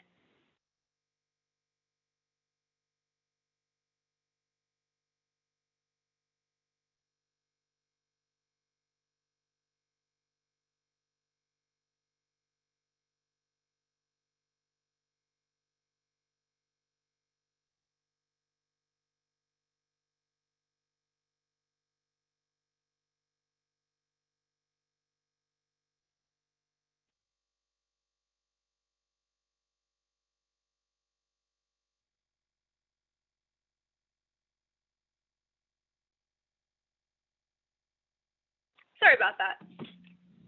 Okay, so a couple other things. So let's just say, for example, let me look for an item.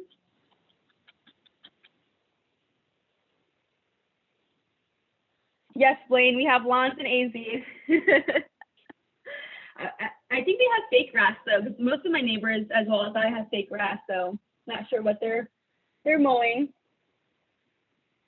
All right, so what we did earlier, if you remember when we were adding new products, is we entered the index number as 0.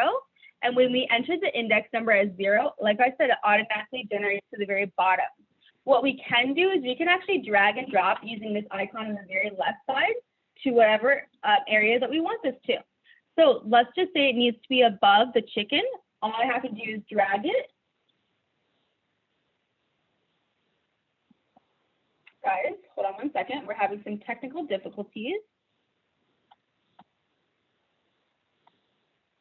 All right, my apologies. It is not letting me drag, but typically it will let you drag. I'm going to have to let Katrina know that there's an error because we're using a demo system, and sometimes the demo system is on a different server, so sometimes we do have little issues like that. But just a heads up, you will be able to use this icon to drag and drop.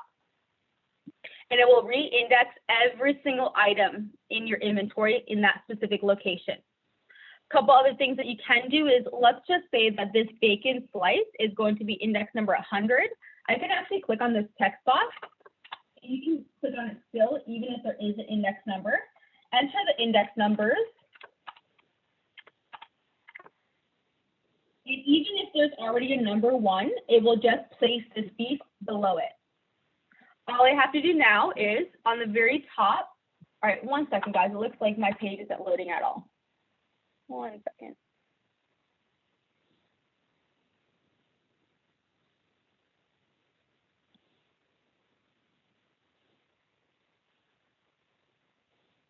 All right, awesome. So it is letting me save now. So now you can see this romaine lettuce. If I want that index number 1, I can drag and drop it, and the rest of my page will re-index. If I click on this text box, I can enter whatever index number I want it to be. As soon as I enter that, I can click on Resort Location Index. From there, you can see it's now number 5. Everything else is below it. The original number 1 was the onion green. Now the romaine is number 1 and the onion is number 2. So you don't have to worry about re-indexing every single product, luckily. If you remember, we had the description and this is where it generates. If, for example, if you normally count this by the 10 pounds, but for whatever reason you don't feel like doing the math this time and you want to count it by a different unit for only this inventory, so it does not permanently change the unit for your upcoming inventories, you can click on the drop-down box and adjust it from there. You also have, let's see, the red icon means that you need to save. Biggest suggestion for inventory, save by location. Once I'm done with my walk-in, I'm going to save that and then move on to the next location. And I'm going to make sure my totals generate on the very bottom. And lastly, we can actually double click on the product as well. Now, disclaimer, if you're going to double click on the product, make sure that you save any work prior and then double click. because if you didn't save your work and did double click, you'll lose every single thing. All right. So what generates is going to be this box. This is where you can take it out of inventory. You can put it into inventory in another location if I wanted to. I can change the way I count it from here. It's originally being counted by the storage unit in my walk-in cooler as index number 8, but I now want to change it to the purchase unit. And then you can change the count to correlate with that if you need to. And you can click save when you're done. Just make sure that you guys always save prior to double clicking on it.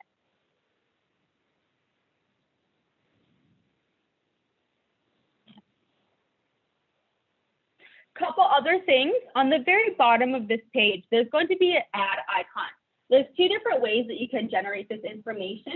But when you click on the plus sign add icon, every single item under this drop-down box for products, and when you select recipes, every single item on this drop-down box, that means that those items are not in inventory whatsoever. So that way you have a list to go ahead and double check what you need to add into inventory. All you have to do is search for the item, select the item. Now here's the thing about this. If you're under products, it will only generate with the original product and not the group. As long as you select one item that is in the group, it will automatically put it into inventory as the group instead. You would select the location, enter the index number, as well as how you want to count it. And again, click save. And I would make sure I save any work I did prior to clicking on that plus icon. We have an edit icon, a trash can icon. Just know this is an awesome tool because I've learned the hard way, unfortunately, but we can now restore inventory. Just a heads up though, if you lose inventory because you didn't have internet connection, we will not be able to recover it. But if you just accidentally deleted your inventory after it's been saved, that's when we can recover it. We have a floppy disk icon to save. We have a back arrow icon. We have export to PDF, export to Excel, and we also have import Excel. So I've had members, they don't want to use that on and off feature for the internet connection. They would rather go ahead and export an Excel spreadsheet and be off of internet completely and not have to worry if it does not save by accident. What they do is export this into Excel. It's going to generate with an Excel spreadsheet.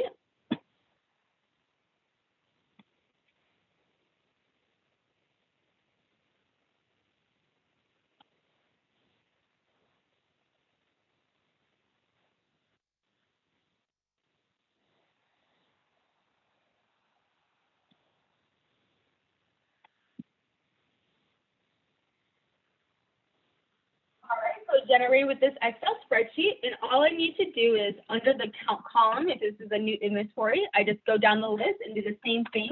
It will automatically do the math for the extension column as well. Once you're done with that, you would save that like normal, and then you would just click on this import icon, select the file, and import it from there.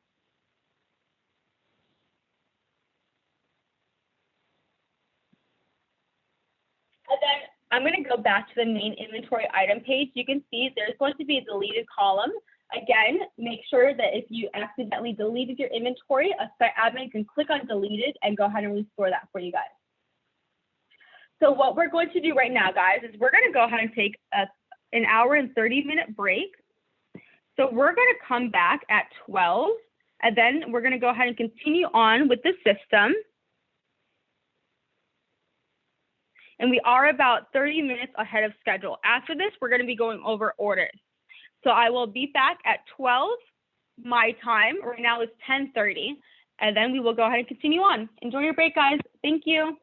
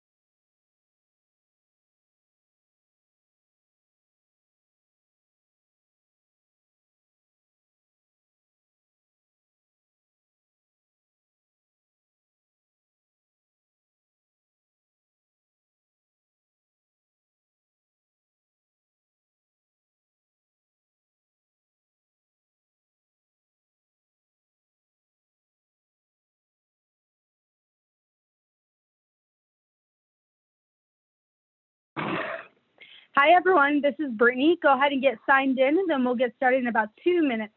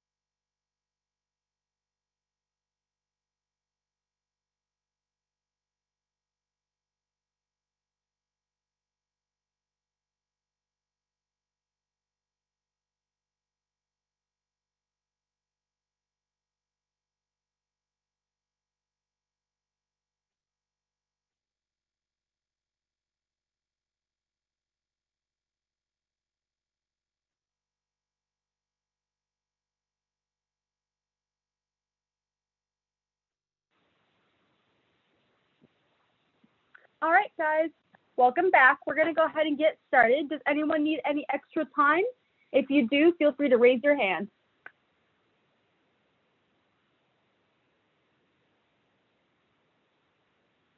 All right, awesome. So far we've gone over the recipe costing cards, the product section, as well as inventory. The next section that we're going to go over is orders. Oh, all right. Go ahead. Let me go ahead and unraise your hand once you're ready. We're going to give everyone about 5 more minutes.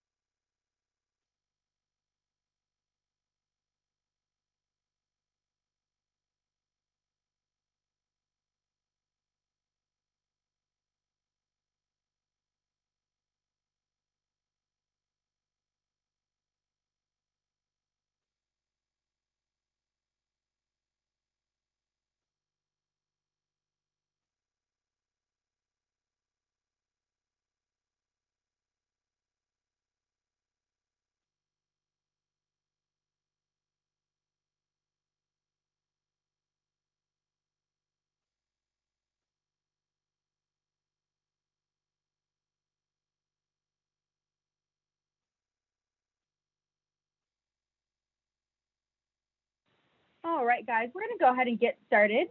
So go ahead and take out page 15 and page 16 from your packet. Again, we're going to be on day 2, and they should be the very last 2 pages on your sheet. What we're going to do is we're going to move on to the order page. So yesterday, if you remembered, if you attended the class yesterday, you would remember that I was talking about how there is an easy way of entering an invoice, and then you also have a harder way because you're doing it line by line. So I'm about to show you guys the harder way, line by line. It's not that hard. It's just a little bit more, a couple other extra steps that you didn't do the first time. So what we're going to do is on page 15, this is going to be our order. So we're going to enter an order, but please note you can enter an order, a purchase order through Restaurant Systems Pro, and we can actually set it directly to your vendor via email as well as text message. So what we're going to do is under food systems, we're going to go to orders.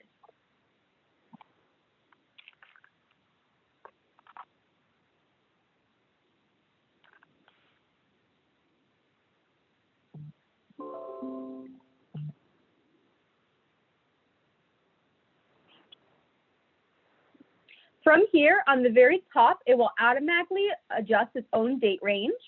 On the bottom grid, you have 2 plus signs. Now, the reason why we have 2 plus signs is because there's 2 different ways to filter. Also, there's version 1 and version 2. Originally, we used to use version 1, and then a couple of years ago, we converted to version 2.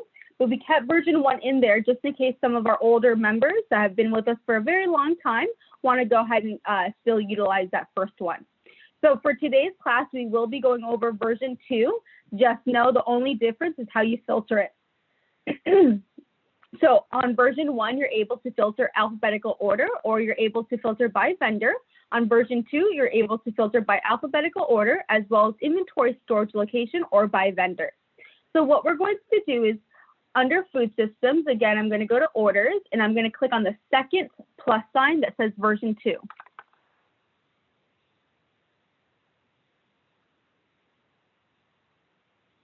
From here, what we're going to do is we're going to go ahead and enter an order together.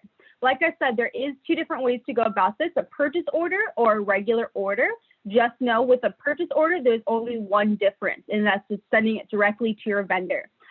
Actually, there's 2 differences. It's sending it directly to your vendor, and the second difference is if you're entering an order after you've actually received it, then you're going to go ahead and do the manual price and compare page then and there and not wait till the next day when you actually receive that delivery. On the very top portion, we got to fill out some information.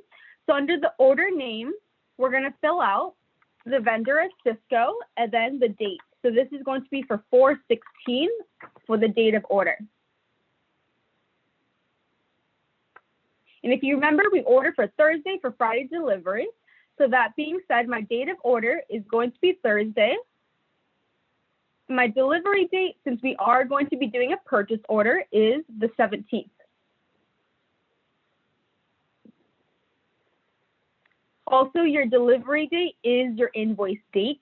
So just make sure if you don't know what the date of order is, I just do it one day before the delivery date.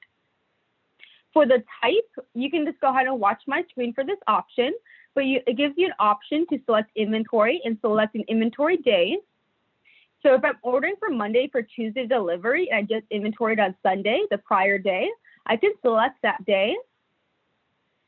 And if I have par levels in my system,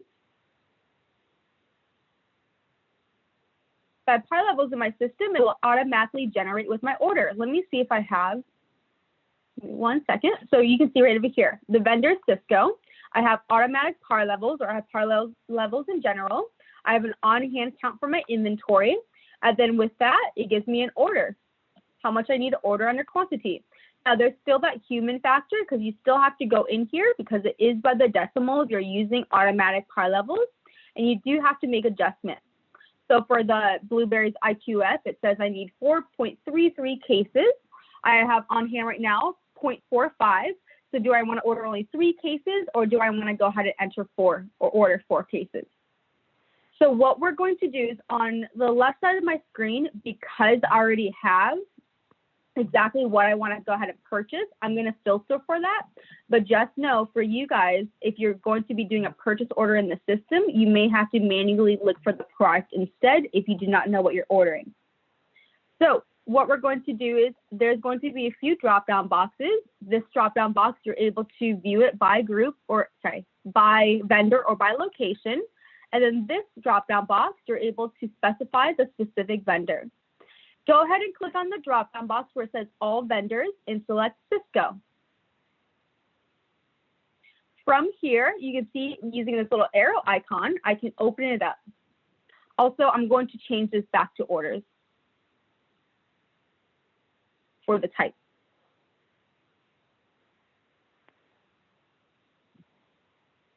All right, now what we're going to do is we're going to go ahead and, again, select Cisco.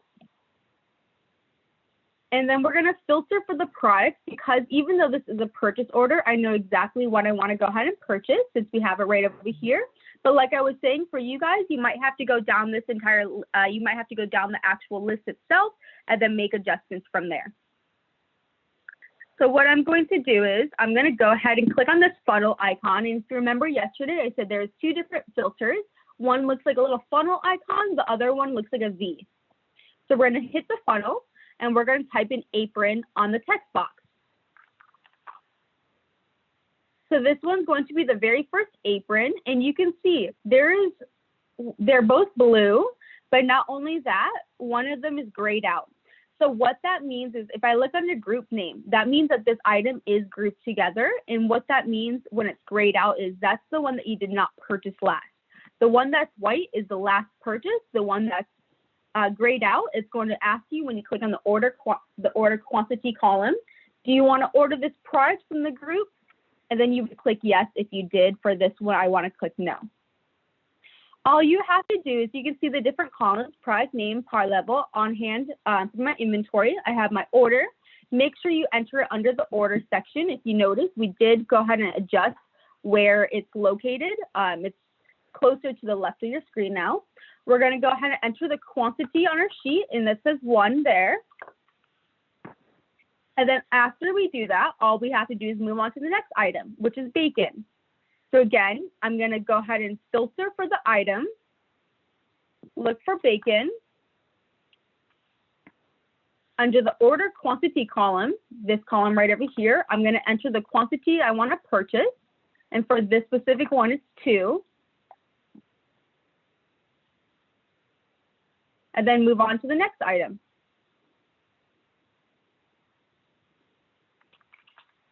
Go ahead and finish up the rest of the sheet. And when you're on the very last one, which is chip yellow tortilla, go ahead and wait until the rest of the class is caught up. Let me know if you have any questions.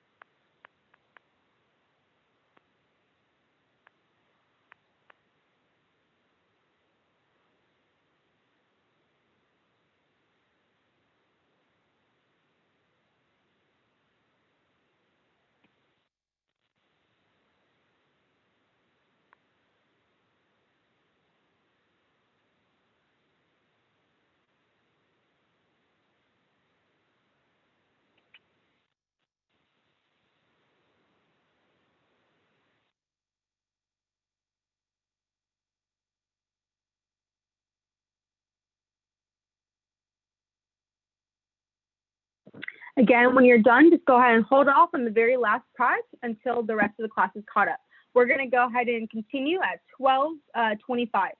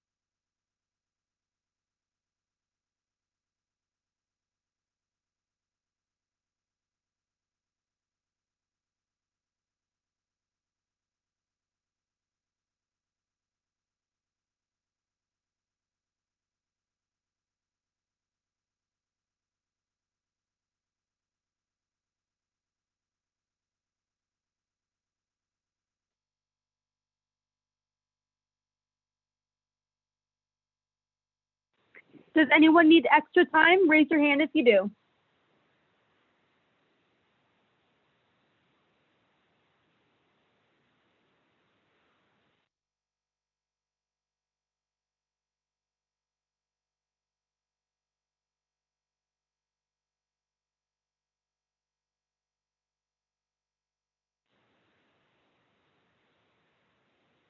All right, it looks like no one needs extra time, so we're going to go ahead and continue on.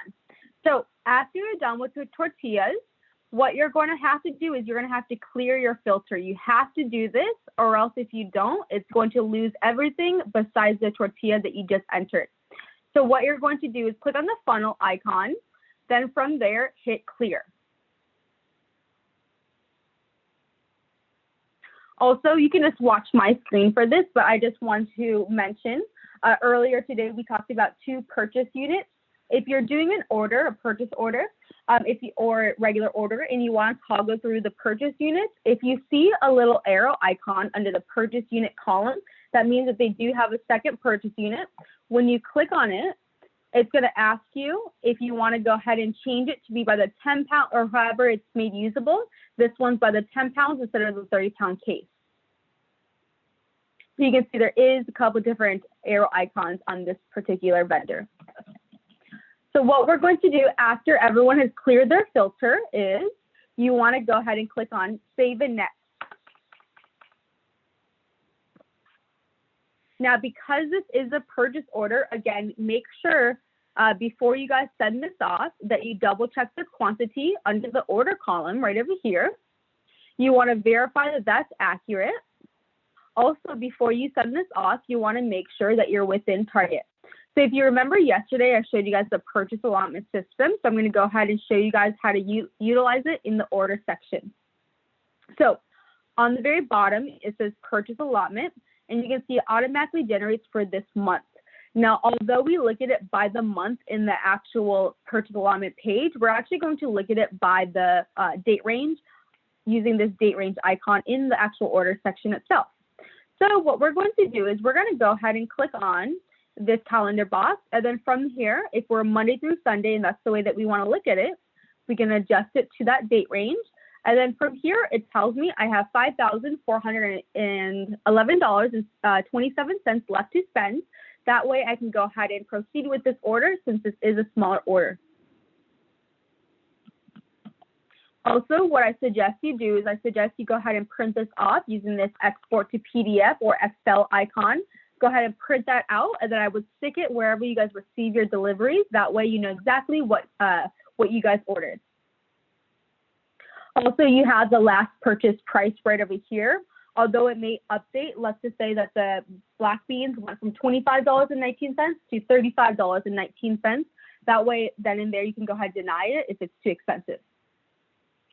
So what we're going to do to send it off to the vendor is you want to make sure, one, that your vendor price setup has that vendor information. Again, it's going to be the contact name, the phone number, as well as the email. And then after you've made sure of that, you can go ahead and make sure it's selected as send notification. You're going to hit order place. From there, it's going to ask you, do you want to mark this order as placed? You will not be able to go back and edit this after. So what it's saying is I'm not able to go back to this page behind me, the original page I was just on, but I am able to go to the manual price compare page and update my prices once I receive this delivery. So what we're going to do is we're going to go ahead and mark the order as yes, as placed, yes. And the difference between a purchase order and a regular order that you're entering after you received it is you wouldn't go ahead and select the send notification. You would make sure you check that off. And then instead of waiting until the next day, when you do receive that delivery to edit everything, you can just automatically order place it, manual price compare afterwards. For us, because this is a purchase order, what we're going to do is we're going to go ahead and click close. So when you click close, it will take you back to this main order screen. Because you're typically receiving the delivery a day after, what you would do the next day is you would go back to the food systems and go back to orders. And the reason why I had you guys name the order the specific way that you did, and you can see, it's whatever way that you'd like, but you can see that we also have, one second, we also have the invoice number as well as the vendor here, or we can have the vendor name or the date range as well. So what we're going to do is, since it's the next day, we're pretending like it's the next day, we're going to go back to the order since we now have the actual order guide or the delivery. So what we're going to do is you're going to go back to orders and search for it. You're going to click on the eyeball icon and it will redirect you back to this order details page. What we have to do now is click on manual price compare. And again, let me know if I'm going too fast. When you click on manual price compare, it takes you to this page. I'm going to give everyone about 30 seconds to get back to this page just in case you guys need extra time.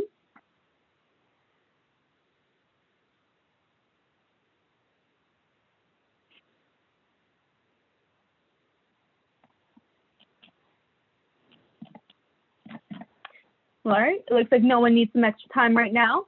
So all we have to do now is update the quantity and the prices if they have changed since then. You can go ahead and just watch my screen for this portion because I'm going to have you guys, because we're going to go ahead and import this anyways. So what we're going to do is we're going to go ahead and make some updates.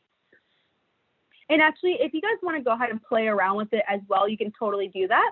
Let's just say that on our order guide, once we received the delivery, that the bacon went from $29.54 to $31.54. So what you're going to do is there's two different columns on the top portion that you can adjust. It's going to be the invoice PU dollar column and the invoice quantity column. So under the invoice dollar column, PU dollar column, you can adjust the price there. And that price correlates again with your purchase unit. And if the quantity adjusted, you can go ahead and adjust that as well.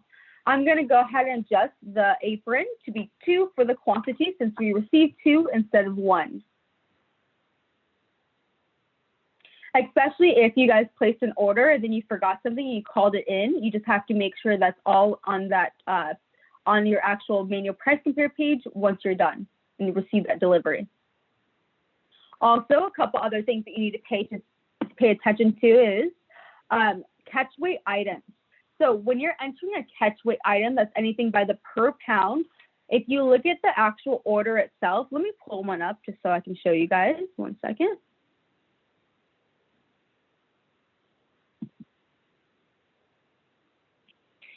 Okay, so like for example, the salami is 8 to 9 pound average for $1.85.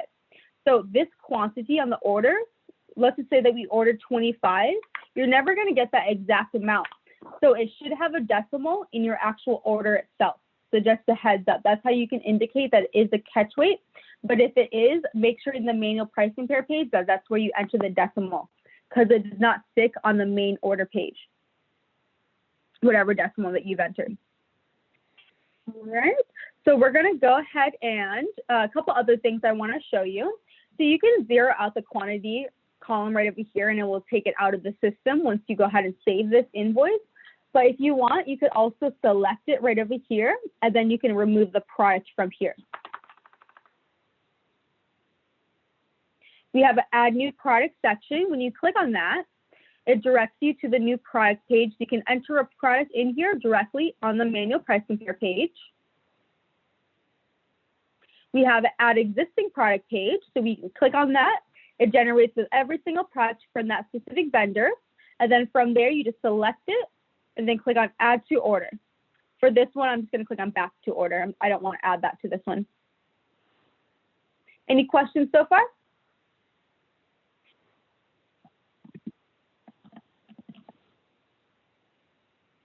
All right, awesome. Also, we can export this to Excel or PDF. And then if you guys have selected the item as a catch weight item, I'm going to refer back to one moment. So if you remember earlier today, we selected yes as a catch weight item.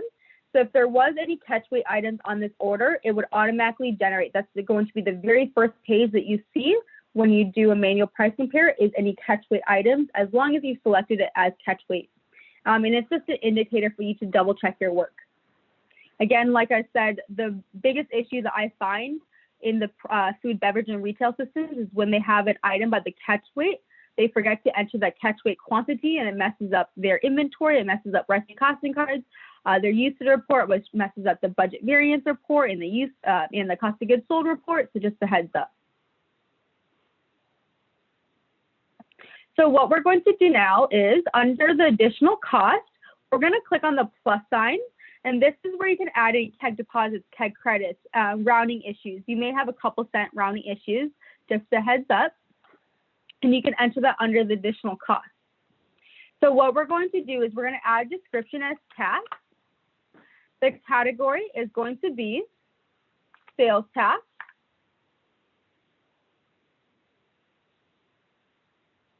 So it looks like, actually, I apologize, this restaurant actually uses paper supplies as their tax category.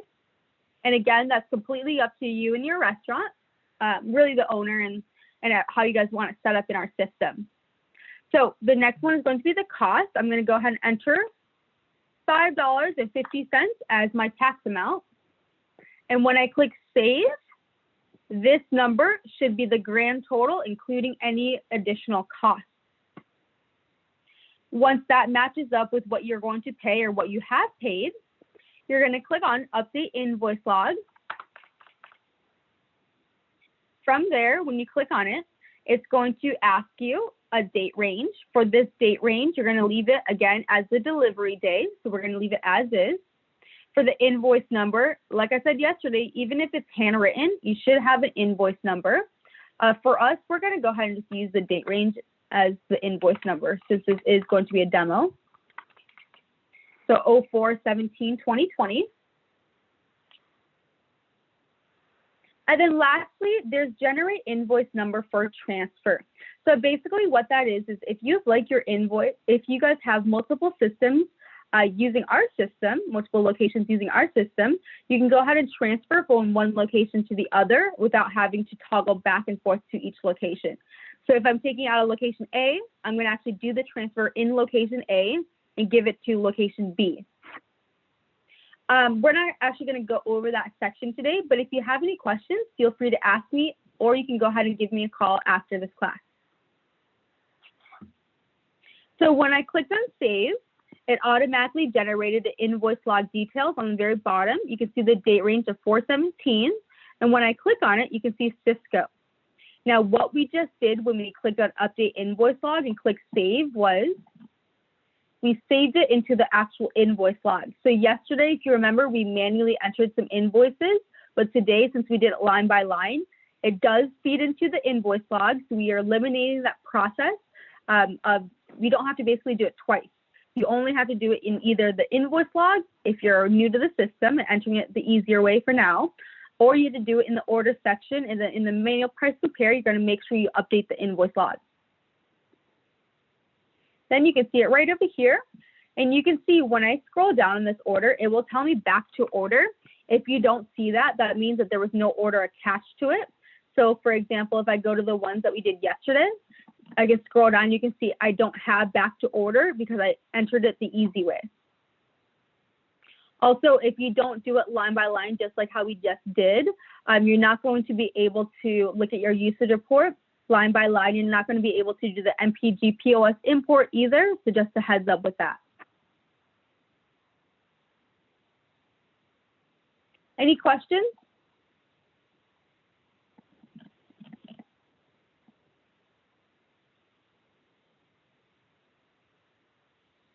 All right, so I'm going to go ahead and show you guys how to import an order now. What we're going to do is under food systems, we're going to go to import.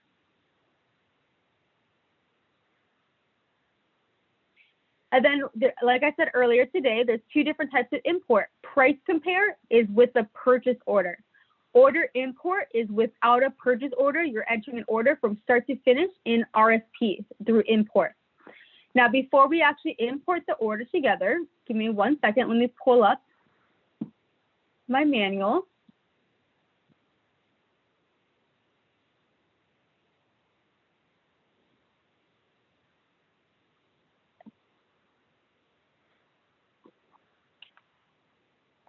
All right, so here's my order right over here. A couple different things to know. Like I said earlier, your quantity column has to have the catch weight if it is a catch weight item, and it has to have the decimal in here if it did have a decimal. Now, just a heads up, guys, I'm not too sure about any of the other vendors, but I know for a fact that Cisco, when you export it directly from your Cisco account center, it will automatically give you two different quantity columns. One's the catch weight and one's the regular quantity column. You will have to transfer over the catch weight column into the quantity column. So just make sure you fully understand that, because that does make a huge difference.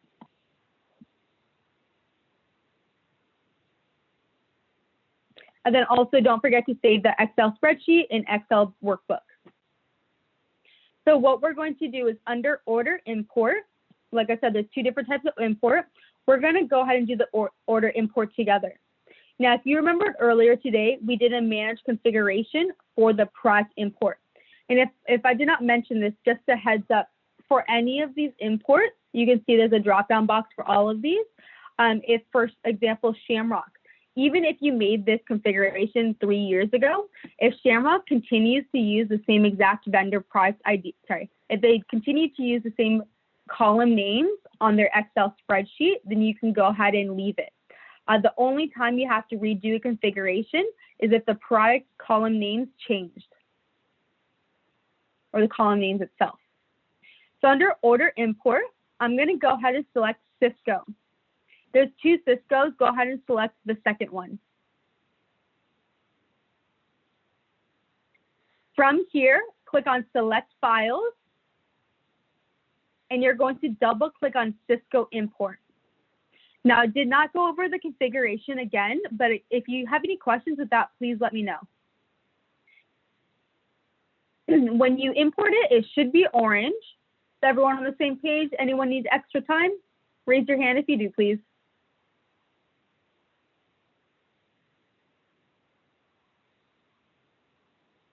So what we're going to do now is we're going to go ahead and click on Import Order.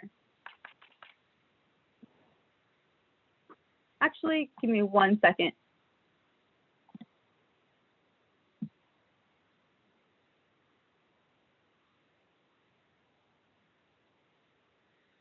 I may have to use a different Excel spreadsheet. Give me 1 moment, guys.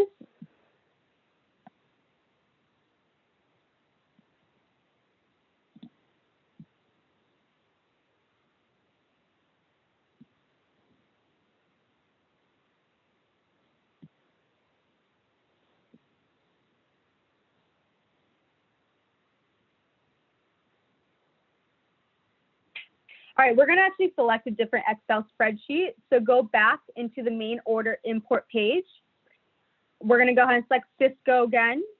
And then when you select the file, instead of selecting Cisco, you're going to select import price compare purchase order. And double click on that one. So again, select import price compare purchase order instead of the Cisco one.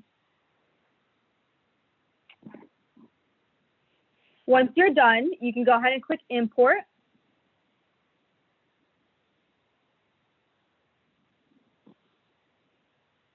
Then from here, it directs you to this order page. So what you can do is you can either ask your vendor if they are able to provide you an order guide in Excel form. I know, for example, Shamrock is more of a local vendor for us in Arizona, but Shamrock isn't able to export the Excel spreadsheets on their website. So what I've done in the past with some of the clients that I have that work with Shamrock is they go ahead and directly send them an email with the Excel spreadsheet of their order guide as soon as they walk out of the building. All right, so what we're going to do is under the order name, again, you're going to type in the vendor as well as the date. We're going to put this as the date range as today. Under date of order, that's going to be today, and delivery date will be tomorrow. Under the comment section, you can click on the edit icon and enter a comment if you'd like. If there's any new products or if there's any products that need to be reactivated, it will generate under the product news section right over here. And under the action column, you're able to click on the plus sign to make it usable, or you're able to reactivate it and it will tell you if it's inactive or not under the action column. On the very bottom of that, these are the products that we're going to go ahead and import into our order. Because this is not a purchase order, it automatically deselected this right over here. But just a heads up, if for whatever reason, if you are importing a purchase order, then go ahead and select that. From here, click on Create Order.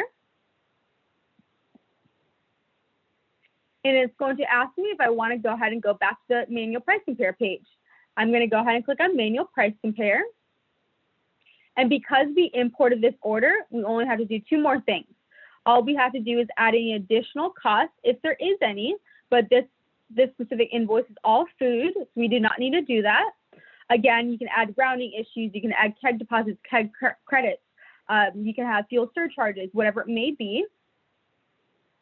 Lastly, we're going to click on Update Invoice Log, and then we're going to enter the invoice number. And again, go ahead and use the date range, but put an extra 0 at the very end.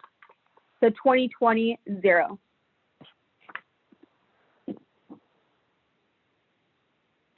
Save that once you're done. And you can see from start to finish, if I wasn't talking, that would have taken me about 3 minutes to go ahead and import the order completely. And again, you did not need to touch any of the quantities or the PU dollar column as long as your Excel spreadsheet was accurate.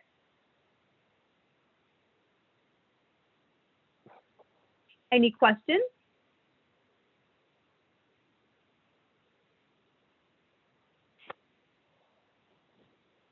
All right, and give me 1 second. Let me double check our time frame and where we're supposed to be at.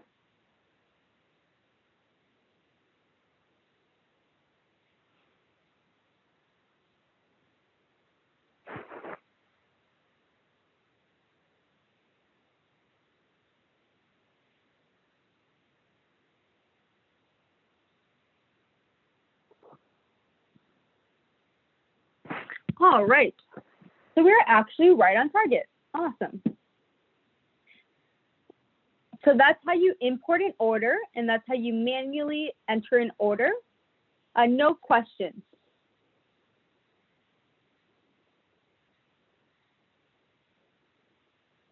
All right, awesome. So the next thing that we're going to go over will be the Menu Profit Generator POS import.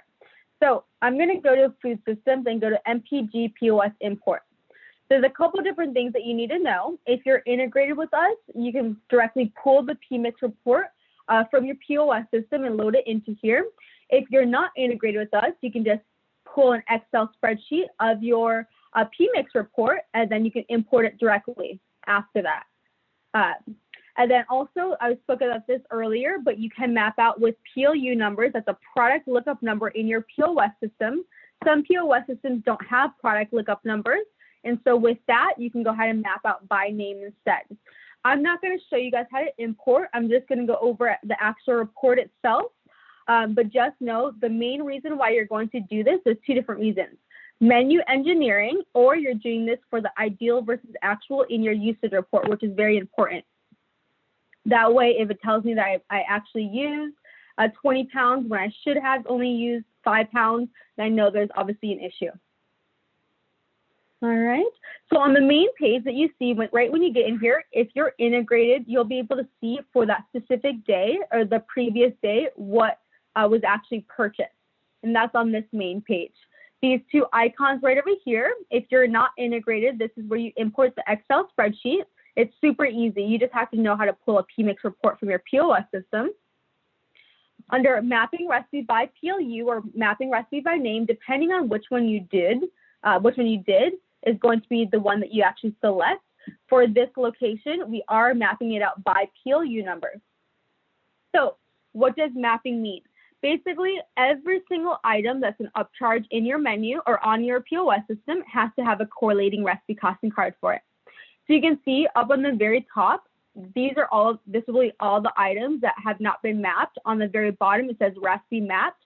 These are all the recipes that have been mapped out. So how do you map out a recipe costing card? All you have to do, and I do suggest that you try to name your recipe costing card similar to your POS name or the exact same. And the reason why is all you have to do is click on the edit icon under action. And when you do that, if it was the same exact name, it would automatically generate, so I didn't have to look for it. But because this one isn't, I do have to search for it. And it looks like for some reason this recipe either got deleted or has been made inactive.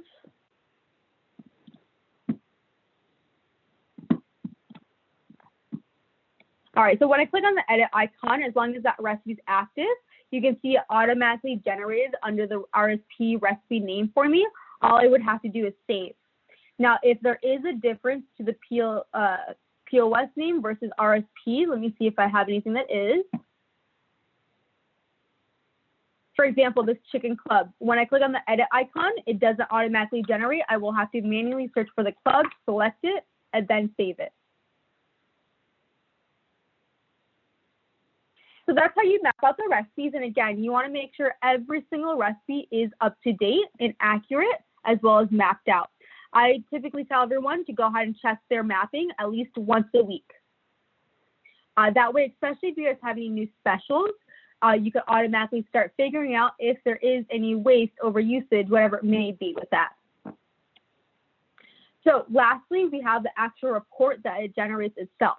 So if you import it manually, it will be a report from import. If you grab it directly from your POS system, it will be called a report from POS. I'm going to go back to this report from import. And then let me bring up a file. Okay, so I'm actually going to go into the MPG menu profit generator right over here. Just a heads up, you're probably wondering what's the difference between the two. The top one is going to be for mapping out your recipes. The bottom one is if you're not mapped up whatsoever, you can import it manually as long as your recipe costing cards are accurate. Item recipes, by the way. So I'm going to go ahead and just go to the MPG menu profit generator one. And I'm going to open up a file by clicking on the file name. And then from here, it generates with this report. So I'm going to break down to you all of the little all of the columns. Sorry about that. So we have the menu item column. We have the unit cost column. So this is how much it is to make the soup, for example, is 55 cents. We have the menu price. So we make it for 55 cents. We sell it for $5.25. And then throughout this date range, the 5th, 5/1 through 7/31, we went ahead and sold 20 of them. The contribution margin, so every single time I sell the mushroom 8-ounce soup, I go ahead and make $4.70 cash flow wise. My food cost is $10.48. My total cost of this is $11. My total sales is $105. And my total contribution margin, I made $94 in the last few months from this soup. My group percentage, so out of this specific category, menu category, this is 1.47% of my sales. Out of the entire menu, this is only 0.13 of my sales. So that's where you can figure out, okay, so is this just taking up menu real estate? Should I go ahead and take this item out, put up another item that could be more popular and sell better, whatever it may be. Any questions?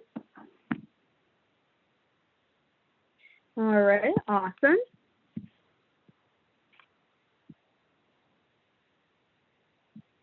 Also, something else that I utilize this tool for, although this is for menu engineering, this is also a helpful tool for me to allow all of my consulting clients to double check their recipe costing cards all at once.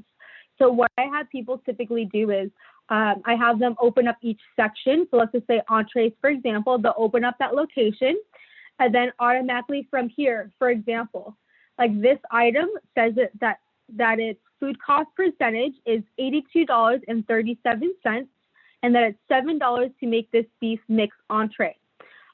If you don't think that's accurate, again, it should automatically stand out to you. That's going to allow you to now redirect to your recipe costing card. Well, you're going to open up your recipe costing card, search for it, and figure out as to why it's so expensive, and I'm only making $1.50 off of that specific item. Or if you see something that's too low, like for example, this one, it says it's a 12.86% food cost percentage. I would just verify that it's really only 12.86% because the unit cost is only $4.50. We're selling it for $35. So it's just a great tool for you to go ahead and look at all of your recipe costing cards at once. And then from there, you have a list that you know exactly which recipe costing cards that you can go ahead and focus on and adjust. So what we're going to do now is I'm going to go ahead and back out of this.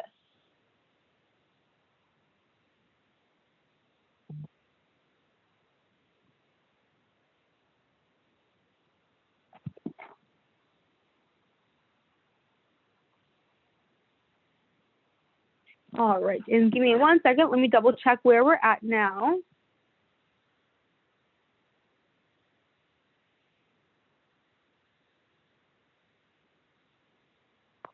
All right, so what we're going to do is we're going to go to the purchase report next. What I'm going to allow you guys to do, just like yesterday, is we're going to go ahead and take a 10-minute break. And you guys are going to come back at you're going to come back at 11:02. Or sorry, 1:02. Sorry about that, guys. And then we will go ahead and continue on with the purchase report. And then just a heads up, typically during the end of the day, I typically have you guys take a couple more breaks than normal.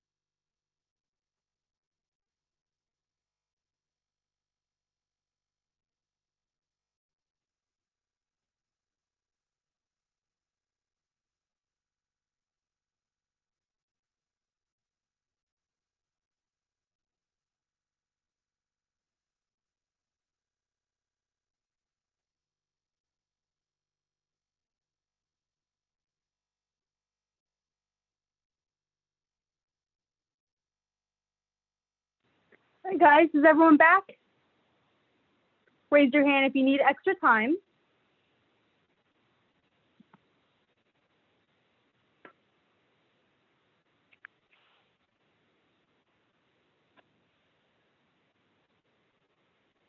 All right, we're going to go ahead and move on to the purchase order.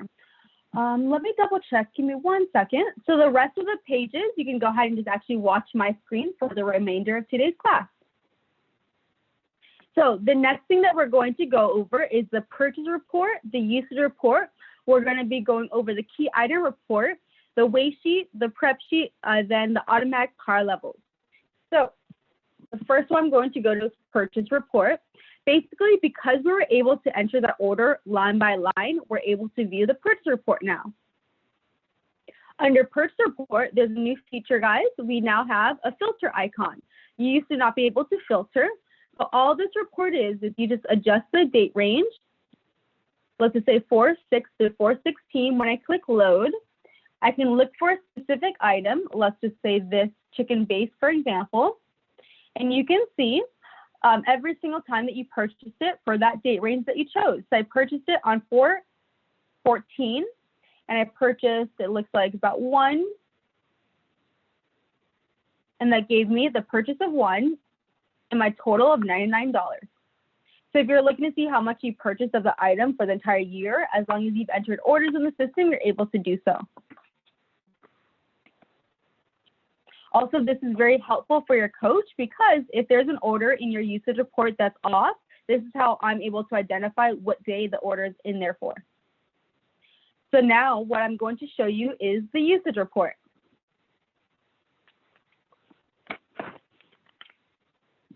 And actually, I'm going to pause my screen and I'm actually going to go to a real restaurant's usage report.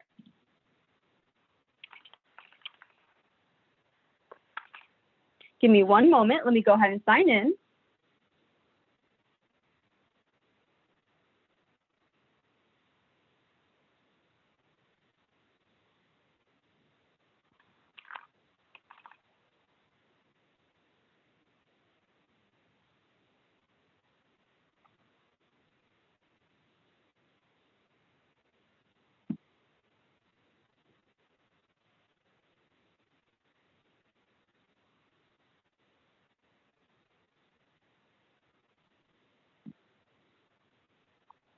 All right, so I have the usage report generated. All you have to do to generate the report is you're going to go to usage report.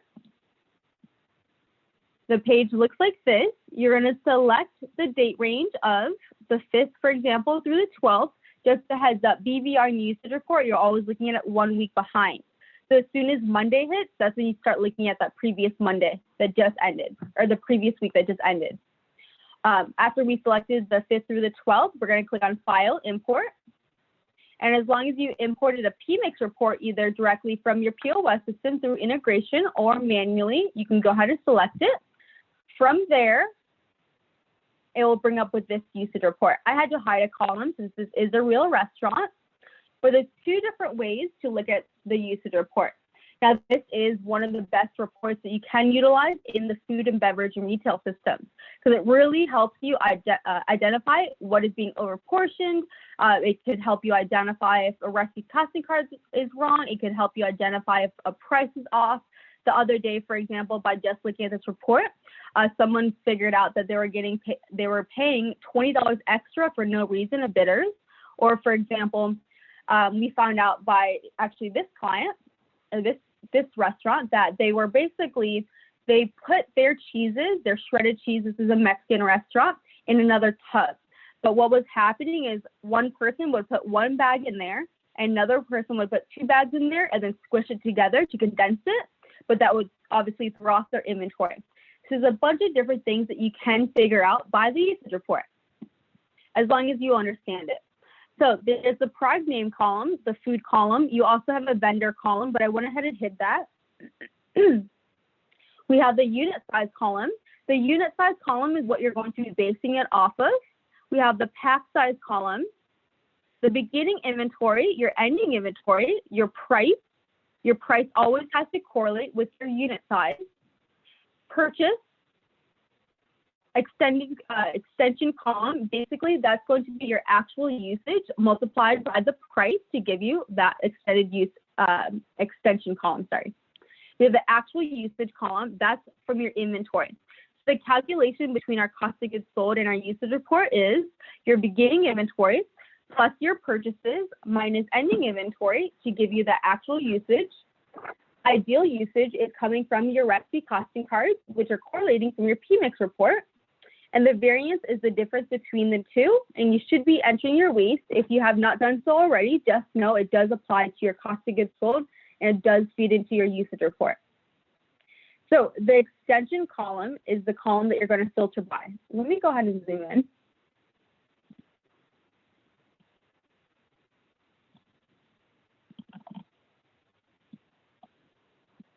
Like I said, the extension column is what you're going to filter by. When you click on the filter icon, it brings up with two options, ascending and descending. You always start by looking at your ascending first, and that's your negative usage items. So those are items that you grew by. So for example, this one's only $11.92, but sometimes, most of the time, if you've never done this, you will see a larger extension for the negative amount. What this means is that you grew. So if you look at this beginning inventory, this is a case of 600 each for $29.81. We started with 0.08. We purchased 0 and it was 0.48. So if you look at the actual usage column, it tells me that I grew by 0.4 of 600 each case. So does that mean that my beginning inventory is wrong? Did we forget to count it somewhere in the walk-in or wherever it may be? Is my ending inventory wrong? Am I missing a purchase? Or do I need to group the items? Maybe I purchased it from a new vendor or a different brand this time.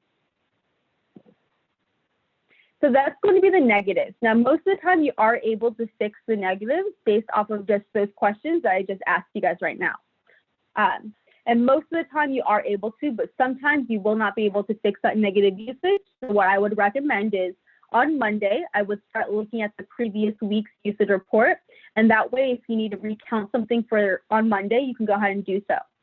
What I will have you guys do if you cannot figure it out is you're going to go ahead and recount the last inventory. So for example, it would be 412. If that one is accurate and all of your purchases are entered and it's not a grouping issue, then I automatically know it's beginning inventory. And then we know that next week we have to focus on the correct quantity. So those are negative usages, and then descending is going to be your top used items. So descending is going to be your top used items, and what that means is it has the biggest effect on your cost of goods sold.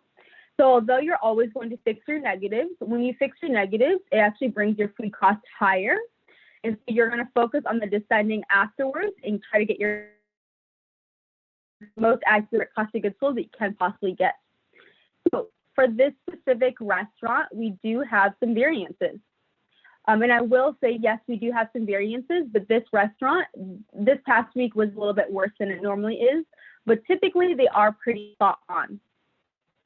So for example, this beef ground bulk is 34 pounds, 34.49 pounds over. You can see they rung up that they used 155 pounds and they actually used 189. They have a waist of 4.76 pounds. And I actually know for this specific restaurant, they do a lot of donations and they have rung up open food. So when you guys use an open food button in your POS system, you're not able to generate and look at these variances and ideal versus actual usage accurately because it does not know where to map it out to. So just a heads up with the open food button. You can see for the cheese cheddar, now I know why the cheese cheddar for this specific restaurant's off. You can see this one has a usage of 28 pounds over. Something like oil cottonseed. Now this is typical for them to be using 8 in 1 week. And you can see the ideal is 0. It's 0.06. Basically that is 0. But what that means is for this specific item, this isn't anything that's in a recipe costing card. This is just the fryer oil. So that one's totally okay. But when you look at this one, for example, this chicken CVP, we started with 0. We purchased 2 cases that ended with 0. And our actual inventory says that we actually used 2, but our PMIX report says we should have used 0. So for this specific restaurant, again, because I know their restaurant, this one is actually due to, it's a special order. It was a catering order, and they typically don't carry that item, and they did use it all. And that's totally fine if that's the case.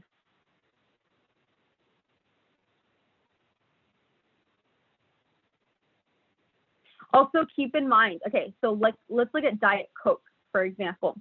If you're, or let's think about Clamato juice. So Clamato, you typically buy it from your bigger vendor, let's just say Sysco, Shamrock, Benny Keith. And what will happen is, because it's from a food vendor, but it's using beverage recipe costing cards, you're gonna have a 0 ideal usage. It can't transfer over to the systems. It does not read to each other. And so just a heads up with that, you will have issues with something like Clamato. If you guys buy it from a food vendor, yeah, it's a beverage product. Same thing with limes. If you buy it from Sysco, Shamrock, Benny Keith, you're gonna have to keep it in food, even though you guys use it most of the time in beverage systems. Does anyone have any questions for me?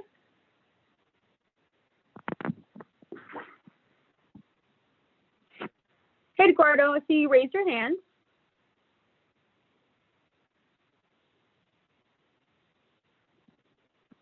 So you can go ahead and type out your question.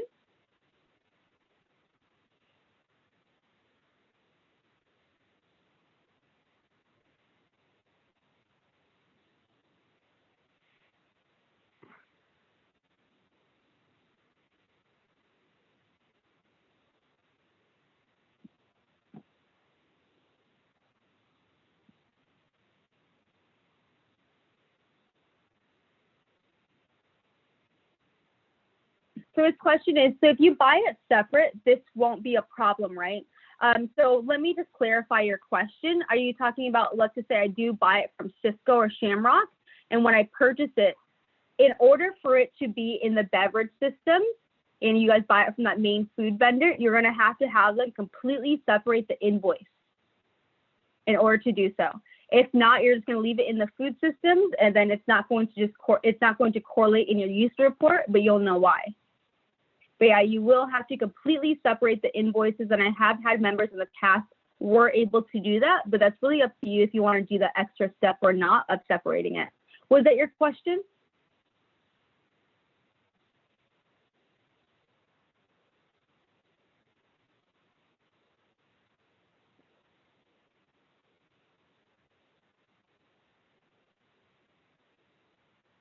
So if you buy it from a different company, if you buy it from a beverage vendor, is that what you're asking? You won't have an issue.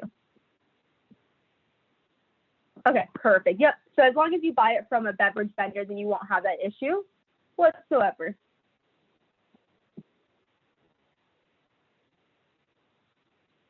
All right. And then also just a heads up, this usage report, another tool for me to be able to identify if a recipe costing card is off.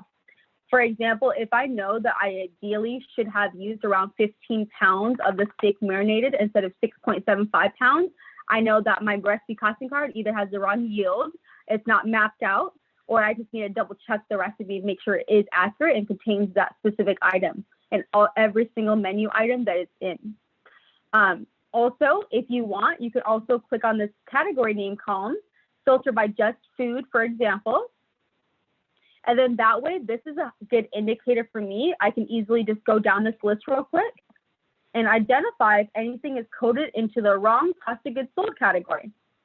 And honestly, that happens quite often. So you just want to make sure when you're looking at the use report or when you're making the price usable that you pay attention to that category.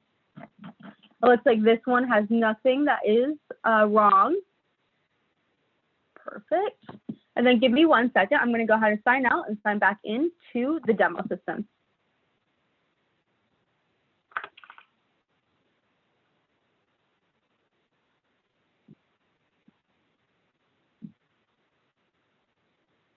So that's the usage report. Any other questions?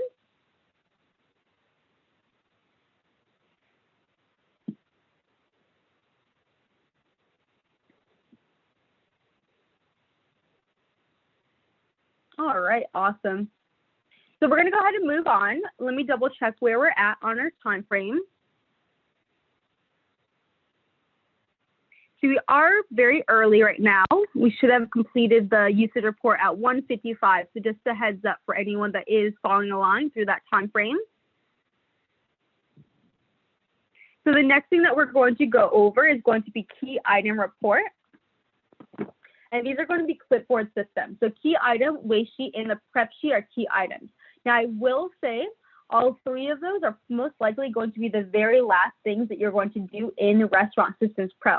Now the reason why I say that is 99% of the time, people want to focus on recipe casting cards, products, orders, all of that good stuff, especially inventory, before they dive into the waste sheet, key item report, prep sheet. So what I'm going to do is for the key item report, I'm actually going to do this in the beverage systems. Now you can absolutely do it in the food systems. You just have to keep in mind, for example, that Mexican restaurant that I just showed you guys, that beef fajita is literally in about, I'd say about 25 different recipes.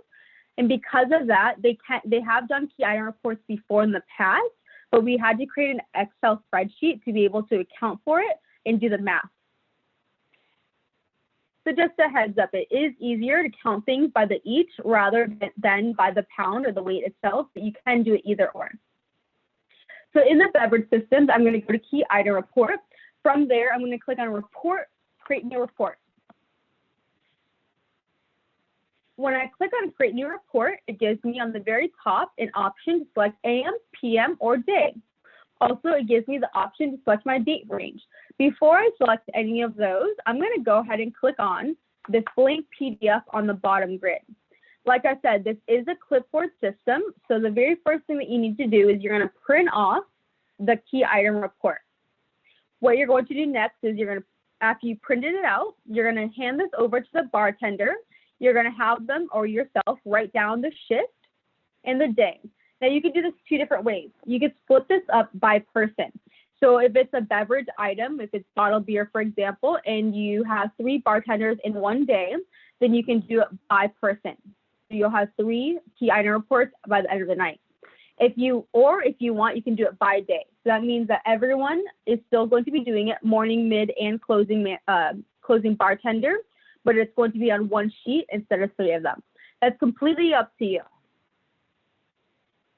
So after this top portion is filled out, all you have to do is hand this over to the bartender, and we're going to do it on, let's just say the Blue Moon, for example.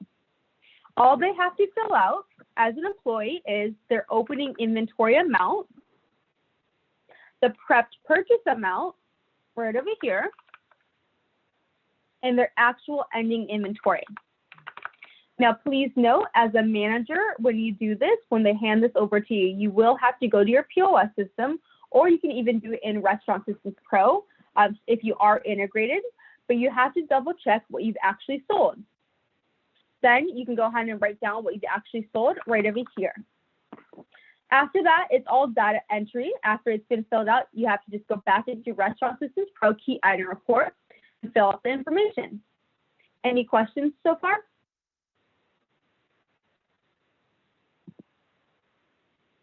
All right, so what we're going to do first is for this shift, I want to go ahead and select day. For the date, I'm going to go ahead and select the date as today. All I have to do now is fill out the information that was written down for me. So under the Blue Moon, let's just say that I started with 24 bottles at the beginning of my shift. I prepped or purchased another 24 bottles. So in total, I have 48 bottles. My actual sold amount was 17, and my actual ideal ending inventory was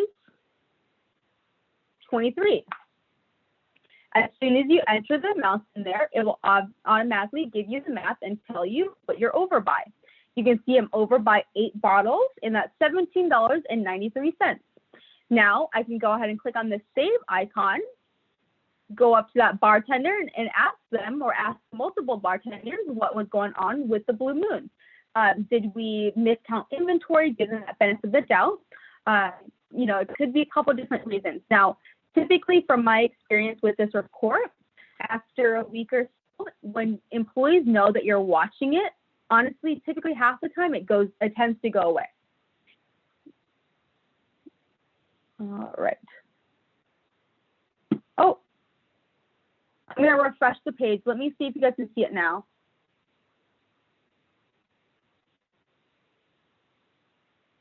Can you see anything now? Okay, awesome. Sorry about that, guys. Let me go ahead and show you guys that one more time. So under beverage systems, I'm going to go to key item report.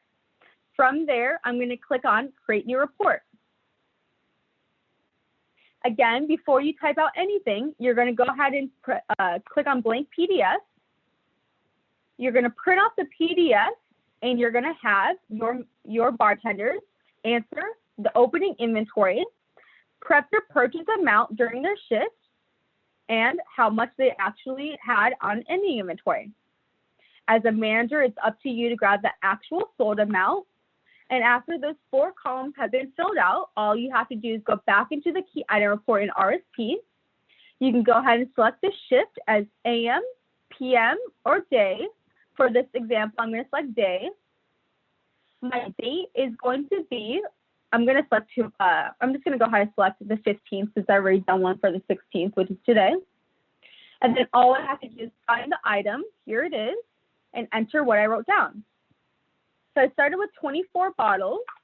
I purchased or prepped out another 24 bottles during my shift. My actual sold was 17, but my actual ending inventory was 23 bottles, which gives me the over short of 8 bottles, and that's $17.93. I'm going to go ahead and save that, and then that's when you can go up to your bartender or bartenders and ask them what's going on with the Blue Moon for this example. Any questions?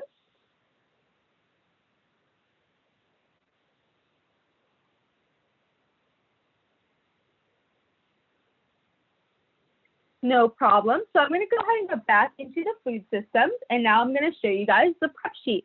All of these different reports, they're super simple. All it does is just automatically generating the math for you, so just a heads up with that. So let's go over the prep sheet. Actually, let me make sure that the prep sheet is first. We're actually going to go over the weigh sheet first and then the prep sheet. So I'm going to get a weigh sheet. And like I said, the cool thing about our system is our weigh sheet actually applies to our cost of goods sold. It applies to the usage report, which applies to the budget variance report. From here, to create a new weigh sheet, you're going to click on create new report. And then just like the key item report, before I start anything, I'm going to go ahead and print off a blank PDF using this icon. I would suggest for the weigh sheet that you print off a bunch of them, and that way you don't have to print off every single day. Up on the very top, you're gonna write down the date. So biggest thing about the weigh sheet, I'm gonna pull up my calendar. If you're Monday through Sunday, what you're going to do is you have to enter it in Monday through Sunday. Even if you want to enter it into the system every single day, all of the waste on a daily basis, that's totally fine. But the date range that you choose has to be week to week in order for it to generate on your cost of goods sold budget variance report. So just a heads up with that. So for this example, we're on the week of the 13th through the 19th. So on this date right here, I would just write down 13th through the 19th. Now, all you have to do is explain to all of your employees what they have to fill out. They just have to fill out a couple things. We have the item name, so if they dropped a cheeseburger, and we have the quantity. Now the quantity, if it's greater than 1, that's when they have to fill it out. If it's just 1 burger, then they can leave that blank. They can fill out the reasons categories, so if they dropped, spilled, wasted, whatever it may be. And then lastly, they can enter their name. They can go ahead and write down their name as an employee. Now, I've had a lot of our clients actually do a waste bucket, and it sounds disgusting. But what they do is basically during a rush, they throw everything in a waste bucket, and then at the end of the night, someone actually weighs out everything and puts it onto the weigh sheet. That way, every single time something goes on, they don't have to stop what they're doing and then, start putting it onto the weigh sheet. So it's all that your employees have to fill out. Now, one thing I would go ahead and explain to your employees is that they're not in trouble when they write down their names. We just want to go ahead and hold everyone accountable and make sure if we need to retrain anyone that we go ahead and do so.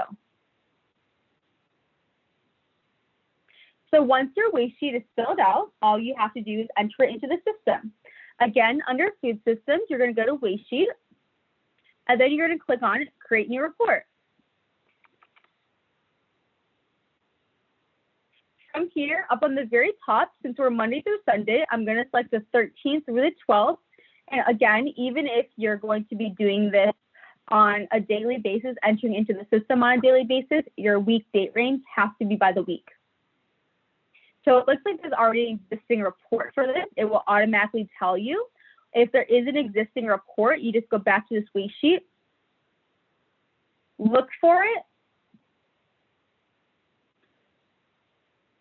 So it looks like because they did 2 waste sheets for one specific day, that's not going to let us go ahead and put 1 week. And so just a heads up, you cannot do that. You have to make sure you select the correct date range. I'm just going to select a previous week just to show you guys. 1 second. It looks like those are, I'm going to have to select an upcoming week. But just a heads up, you typically will do this the Monday, if you're Monday through Sunday. On Monday, you're going to take it down, and then that same day, you're going to put it into the Restaurant Systems Pro if you don't want to do it on a daily basis. To add your items in here, you can go ahead and click on the plus sign. Now, the cool thing about waste is you can enter a product, you can enter a recipe costing card. Since your products, let's just say, for example, if you guys just bought a case of bacon and someone accidentally left it outside, then you can go ahead and enter that into the waste using the product. Under item name, this is where you're going to type in what you're going to go ahead and enter. So for this one, I'm going to go ahead and select the bacon cheeseburger special that we entered earlier today. The quantity of waste was 1, and the reason, there's a drop-down box. Again, this is 100% customizable. Like I said yesterday, we have a client in Alaska that used to use our system, and they have their reason as animals. For this one, I'm going to go ahead and select training. Category, this is going to apply to my food cost of goods sold. You can enter a reason if you want. You're going to select the employee. If you don't know the date range that this actually occurred on, then you can just go ahead and select a day that's within the date range that you chose. Then click Save. Now it tells me that I have $3.99 worth of waste, and when I go back into my usage report or my cost of goods sold report, you're going to be able to see that. Then, as always, make sure at the very bottom that it did generate with your total. Any questions?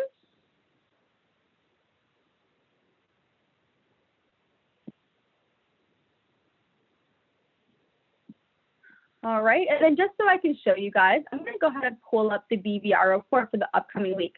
It's not going to be accurate.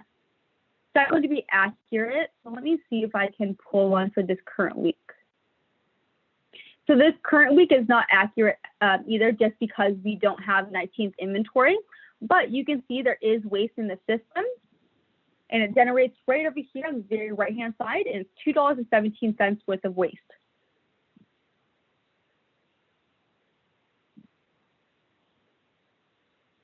All right, so what we're going to do now is I'm going to go back into the food systems and show you guys the prep sheet. So this prep sheet is going to allow you to prep efficiently.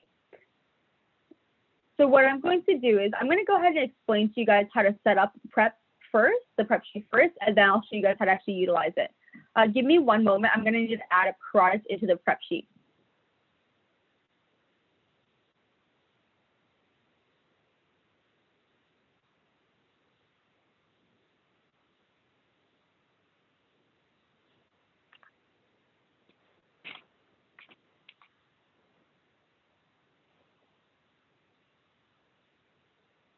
All right, so if you remember, in the recipe costing cards and in the product section, it asks you if you want to go ahead and enter it into the prep sheet. When you check it off, it automatically gives you a text box. That text box is asking you how many times you need this in your actual prep sheet. So if this is in 3 different stations in my kitchen, then I would select, or I would enter 3. So now that we've went back into the prep sheet and we've entered the item, you can see it generates on the very bottom of our report. From here, all we have to do is assign it to a station, enter the description, and then we can start prepping it out after we've entered the part level. So the first thing I'm going to do is you're going to select the item 1 time and then click station and select the stations that you want this on. And I'm going to do that for all 3 items.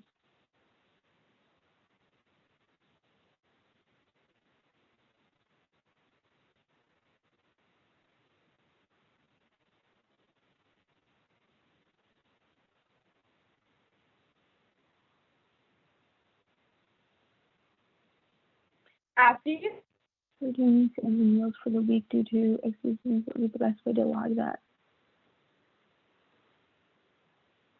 Hey, Manuel, so I see that you asked a question. We are doing family meals for the week due to a number of reasons. What would be the best way to log that? Are you asking about the weight? Like, are you guys giving them away, or what do you mean by that? Are you guys selling it? Because if you're selling it, then you should have a Resty costing card correlating with it, and you should have a button in your POS system for that. But if you're giving it away, are you guys not comping it in your POS system? I would ask Renee if you guys are comping it, because if you are, then you don't have to do anything. If you're not comping it, then you would put it into the waste sheet.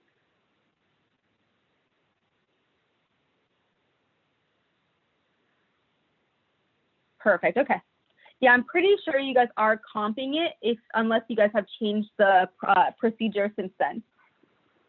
So what I'm going to do now is, under the description, I can enter what pan it's actually stored in. So I'm going to go ahead and enter, this is all stored in a 6 pan. You just click on the blank box, type it in, and then hit save when you're done. And that's all I have to do to actually assign it to a station in the description.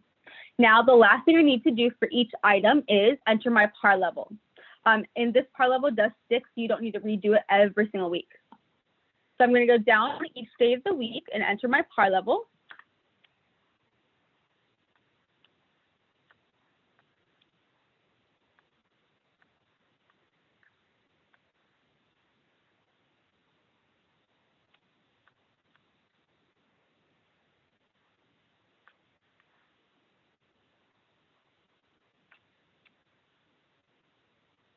And then again, save that once you're done.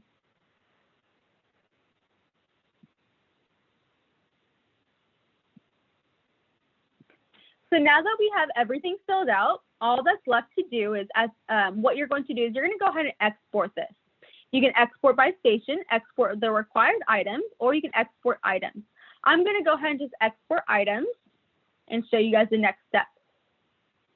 Now, what you would do is you would go ahead and print this off, and I'm going to scroll down. Give me 1 second. And let's just say that this is the display case. And what you're going to do is, after you print it out, you're going to hand this over to whoever's closing the display case for that day. They're going to enter their ending inventory by the end of their shift. And they're only going to do that for the day that you're on. So today's Thursday, so I would go ahead and enter that for Thursday. I'm sorry, I would go ahead and write that down on Friday. Because what we're doing is, although we're counting it Thursday night, that's the inventory for Friday morning. Once they've handed you back this sheet, and by the way, this shouldn't take long for them to inventory, especially if they just worked a 5-hour shift or whatever it may be. They should automatically know exactly how much they have. So now the last thing that you need to do is, under the Friday, even though today's Thursday, under the Friday section where it says 417, I'm going to go ahead and enter under the invoice column my quantity. So I had 1. And it automatically tells me that on Friday, the 17th, I'm going to print this out after I'm done entering my on-hand count for every single item. And then as soon as I print it off, it will automatically tell me what I need to go ahead and prep out. That way, when your prep person comes in drunk or hungover, you can automatically get that started as soon as possible without wasting time. Make sure you save that once you're done, and then you can go ahead and print it off.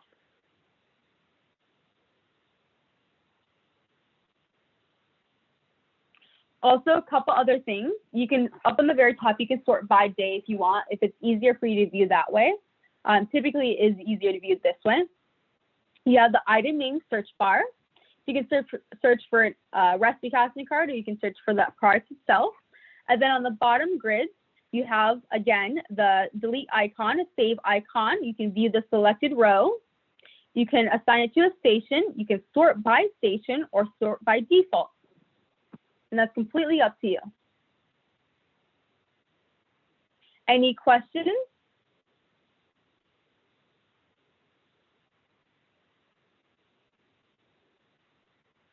All right, we're just breezing through. the next thing is going to be automatic par levels. So just a heads up, automatic par levels only work as long as you have history in the system.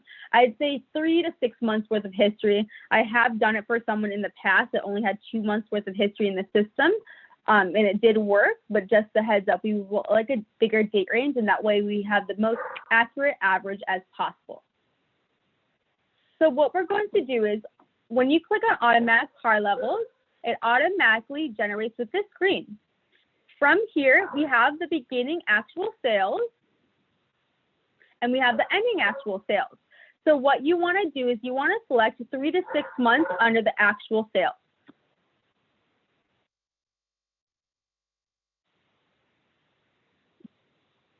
So I'm going to go ahead and select the 5th of January through the 5th of April. And it doesn't have to be exactly 3 months. It could be 4 months. It could be 5 months, as long as it's within that range. Now, what I'm going to do is I'm going to go ahead and click on Begin Sales Forecast and End Sales Forecast. I apologize, guys. Give me 1 second. My dog is going crazy. 1 moment, please.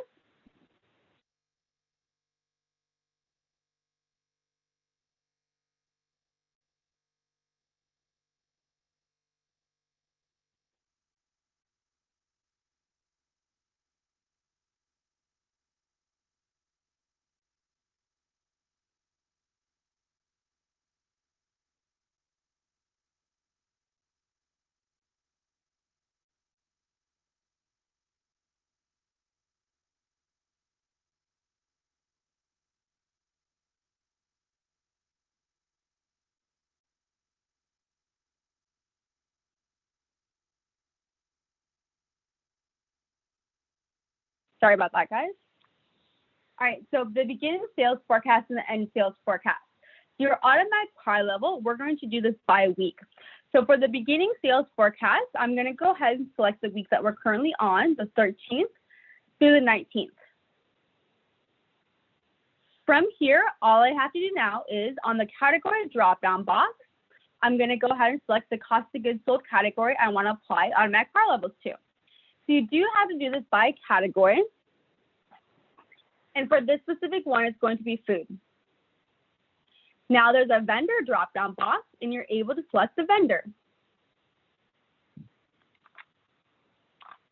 I'm going to go ahead and select Shamrock. Actually, I apologize. I don't have any history under Shamrock. Let me select Cisco. So now all I have to do is click Load. From here, it generates with my automatic par levels. It does this based off of your order history. So you have to make sure that you are entering your order in the system line by line. You have to make sure you're entering end of day report in the sales forecast. So you can see the product name column. We have the product category name column. We have vendor name column, pack size column, the purchase unit price, the number of units used throughout that date range, as well as the projected par level. Oh, as well as your inventory is being accounted for in this report as well. So you can see these projected par levels are all by the decimal. So just a heads up, you will have to have that human factor. For example, this pork ribeye, it says that you guys need 21.38 pounds. 21.38 pounds. So what that's telling you is it's by the decimal. So you may have to round up or round down.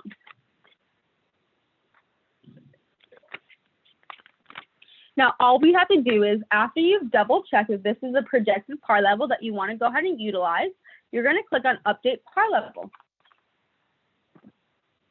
From here, again, par levels are on your order day, Monday for Tuesday delivery, Thursday for Friday delivery. For this example today, I'm going to select Monday and click Save. That's all you have to do for your projected par levels to generate. Any questions?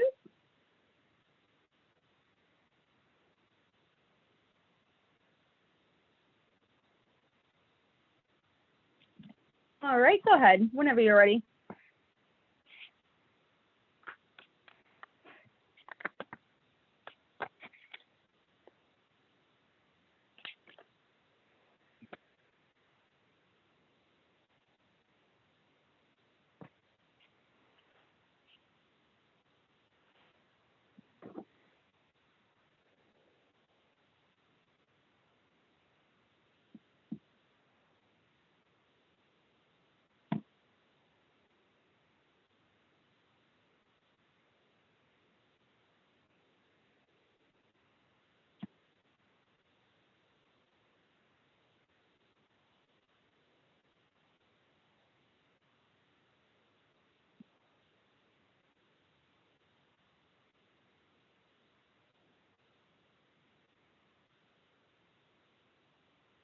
He's just typing out his question.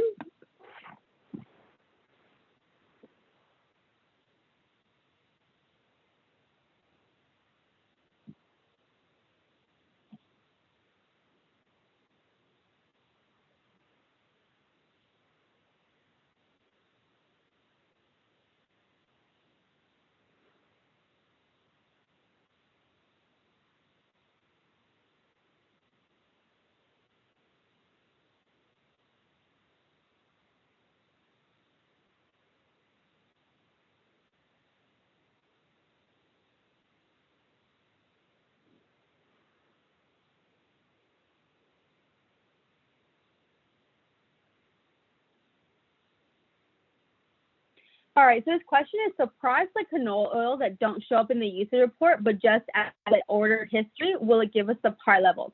Absolutely. So as long as you're actually inventorying the item and that you're entering the orders in the item, it will automatically feed into the automatic par level. Yep.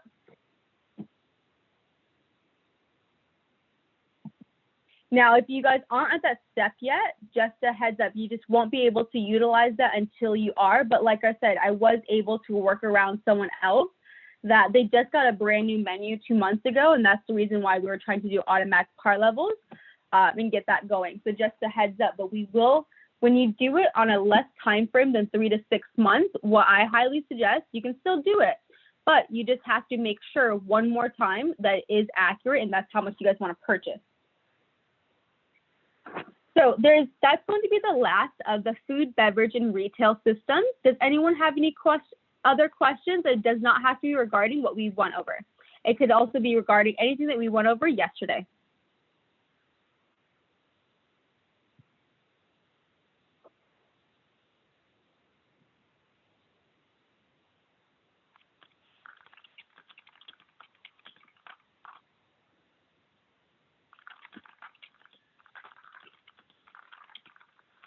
All right. So the rest of the system, you can, again, go ahead and watch my screen for, but I'm going to show you guys a couple other things, and then we'll move on to the very last section, which is going to be your prime cost.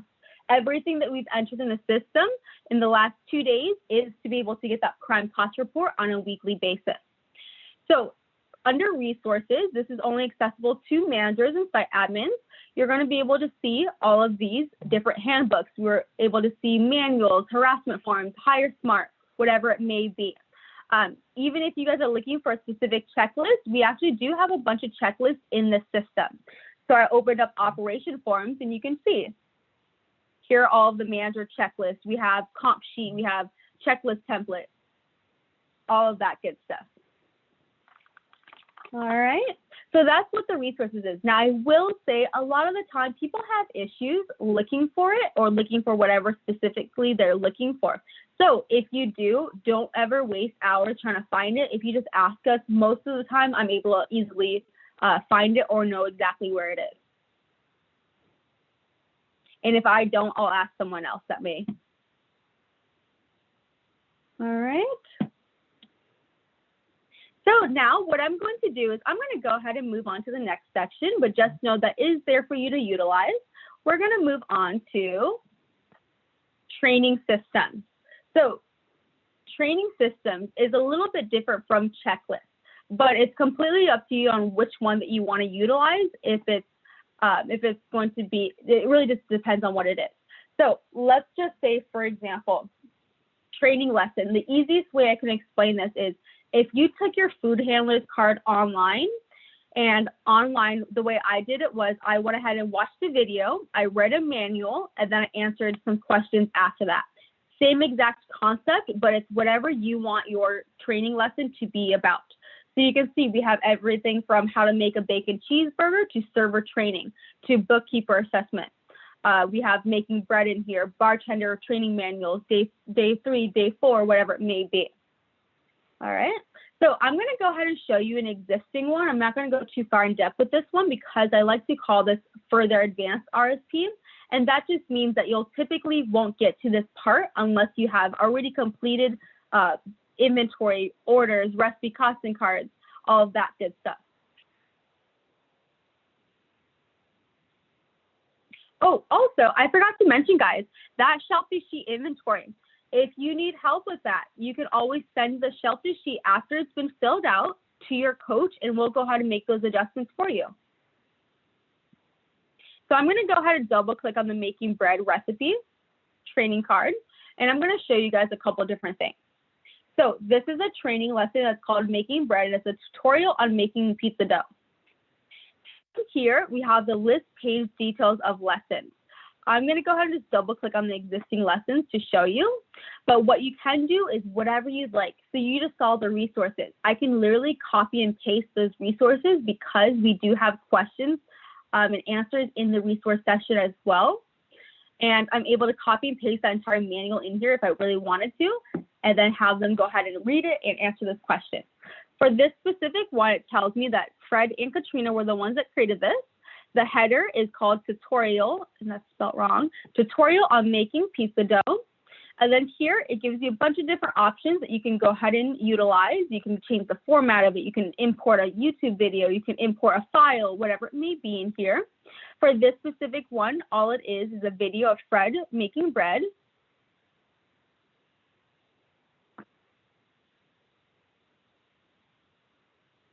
They would go ahead and watch that video, move on to making focaccia, watch this video. There's Fred.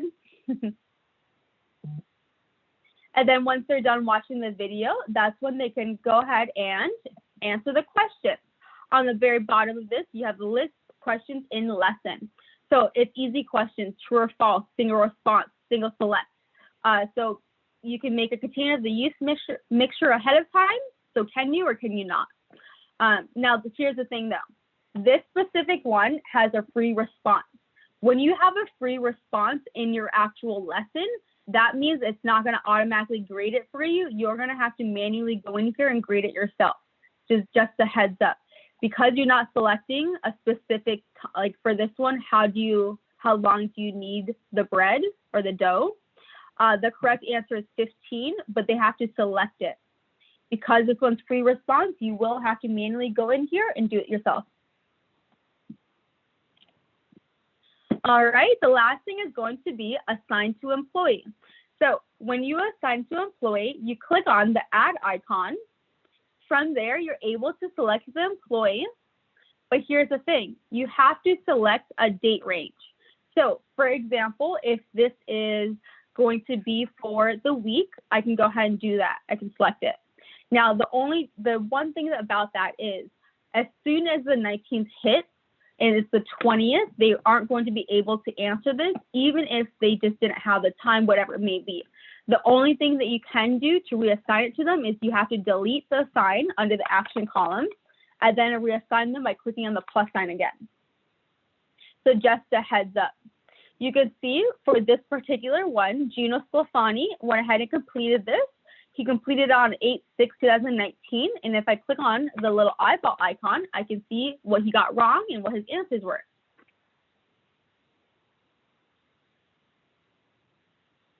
It's a pretty neat system to use.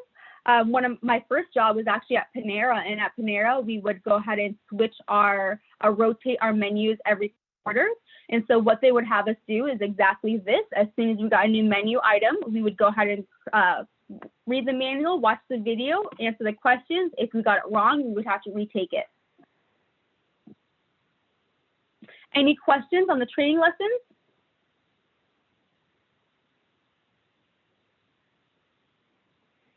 All right, awesome. So there's a couple other things. We have loyalty benefits. So with Restaurant Systems Pro, we have a couple of third-party companies that we highly recommend. We have repeat returns, we have rebates, we have secret shopping, we have credit card processing, we have text message marketing. So just know if you guys have any questions about that, if you click on it, it will redirect you to a new page. And if you have any further questions, you can contact our solutions coach, Greg Sauerbeck, and he'll answer those questions for you.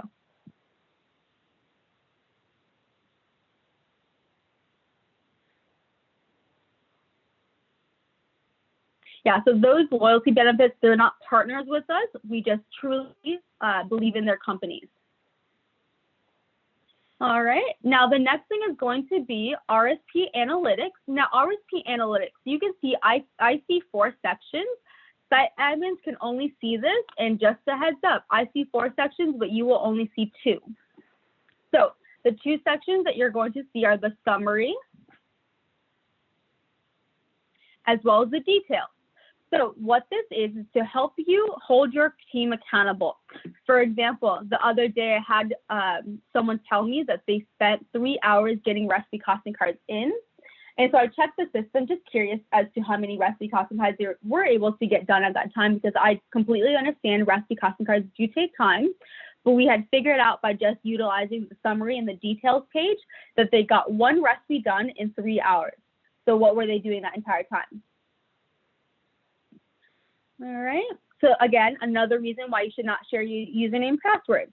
Also, I already mentioned this story, but I had someone recently, a couple months ago actually, basically get fired, go into someone else's computer because their login was saved, delete their recipe costing cards. But because of that, I was able to actually track down exactly what they did by this details page or by this analytics page. So all you have to do is adjust the date range, load the report, and you're going to have each user right over here. From there, you can see Greg Sauerbeck, his module is 7 times for the last 2 weeks, or for the current month that we're on. His activity level is 4.07%. And when I click on the eyeball icon, I can see exactly what he's doing at what time as well.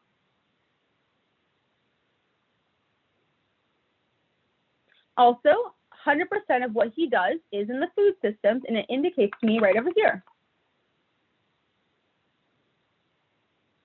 Also, I have the details page, and the details is pretty much the same exact thing, but it's separated by category, by a subcategory rather. So same thing on the very top, you're able to select a greater date range. Also, just a heads up, I have a drop-down box for restaurants. You're only going to be able to see your own restaurant.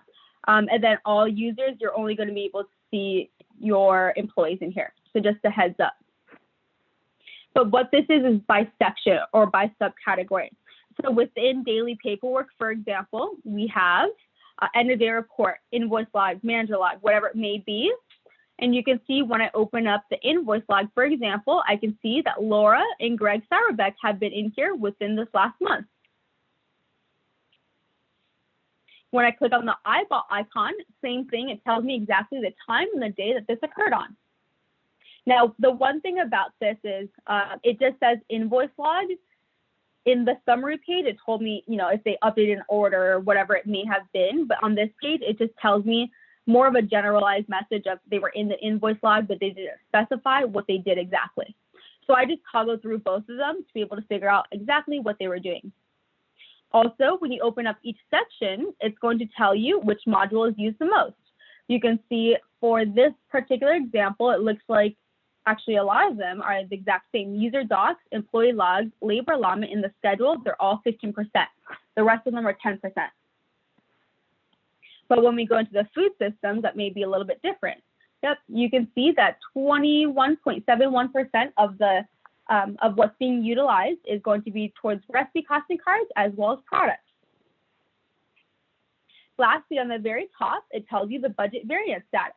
So this is telling me that for the date range that I chose, because I didn't choose Sunday to Sunday, so it's telling me I don't have a beginning and ending inventory, but it tells you right over here what you need in order to pull your budget variance report. And again, you're only pulling that budget variance report the week after it's ended, and you want to make sure everything that you're doing in Restaurant Systems Pro is accurate because it all feeds into the system.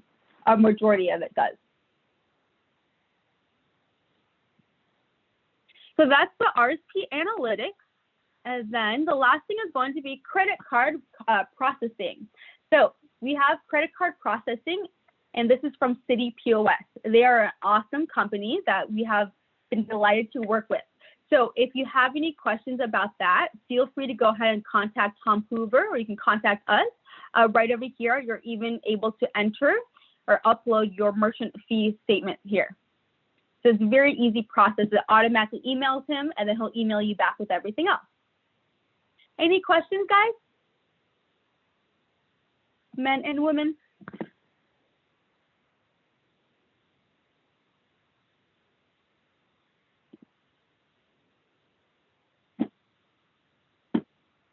All right, awesome. So lastly, we're going to go over prime cost. Prime cost, cost of goods sold, budget variance files, and end of month inventory. Now, what I do is on every single Monday or Tuesday, especially if you have been I've been your coach in the past, you would know this, but every single Monday and Tuesday, all of my clients get on calls with me. And they always do it towards the beginning of the week because they're able to double check their inventory. They're able to recount things, whatever it may be. So start checking it as soon as your inventory has been entered. Also, I know some of you guys have different date ranges that aren't Monday through Sunday, but it's the same exact concept. I would go ahead and make sure you get on that call as soon as possible if you have not, and if you don't understand how to adjust it yet. So the first thing I do after I've entered inventory, and the first thing I would like you guys to do, is go to the budget variance report. The budget variance report, we've gone over a bunch of different reports, but I will say I find that this is the easiest report for people to understand. But make sure if you have any questions that you ask. From here, I'm going to select Monday through Sunday. So again, the 6th through the 12th, since it's the last ending week, and we're always looking at this 1 week behind. So this is a demo system, but to be honest, sometimes there's clients of ours that have not looked at the usage report and have not looked further into their inventory after they've entered it. And so this is what they normally look like until someone calls them or until they look at it and fix it themselves. So you can see up in the very top, there's a couple of different things. Again, you select Monday through Sunday in the BVR report, but just a heads up, in the cost of goods sold report, you're going to go ahead and select Sunday through Sunday. Up on the very top, you have export to PDF and export to Excel spreadsheet. Also, you have a save icon. So a lot of people have bonuses, and those bonuses some of them are based off of our system. So if it's based off of your system, I've had someone in the past, before their bonus, they actually went in the system, tried to adjust a bunch of things, and we weren't able to reload the correct report that was originally there that we're basing it off of. And so now you can automatically save it. Once you pull a date range, you can click save, enter the invoice or enter the file name. So I'm just going to do the date range. Save that, and now they will never be able to delete it, and it'll always stick under the budget variance files and not adjust. Because this is going to be, so you can see it's right over here. So it does stick together. Now you also have a compare icon. If I want to compare 2 weeks worth of budget variance side by side, I can go ahead and do so using that icon. What I'm going to do now is go over the actual columns. So this is the way that I read it off to my members. So we were $2,444 over the predicted target at $60,979.26. Our predicted target was $58,534.55. Our actual comes from our end of day report, and our projection comes from our sales forecast. And this is the sales mix, by the way. You can see we're pretty close to each other. We may be a couple points off, but that's completely fine as long as it's not a huge variance. Below that, it's our cost of goods sold. This is just a breakdown of your cost of goods sold. It's an easier report to view it this way, but we do have a separate section that will help you be able to figure out the issue. So we can see anything that's red means that we're over budget. Anything that's black font means that we're under budget. Couple things to keep in mind. So let's say, for example, this NA beverage. So NA beverage, we sold $597 worth. According to our target, we should have used $119 worth, but we actually used $138 worth. So we're $18.57 over budget.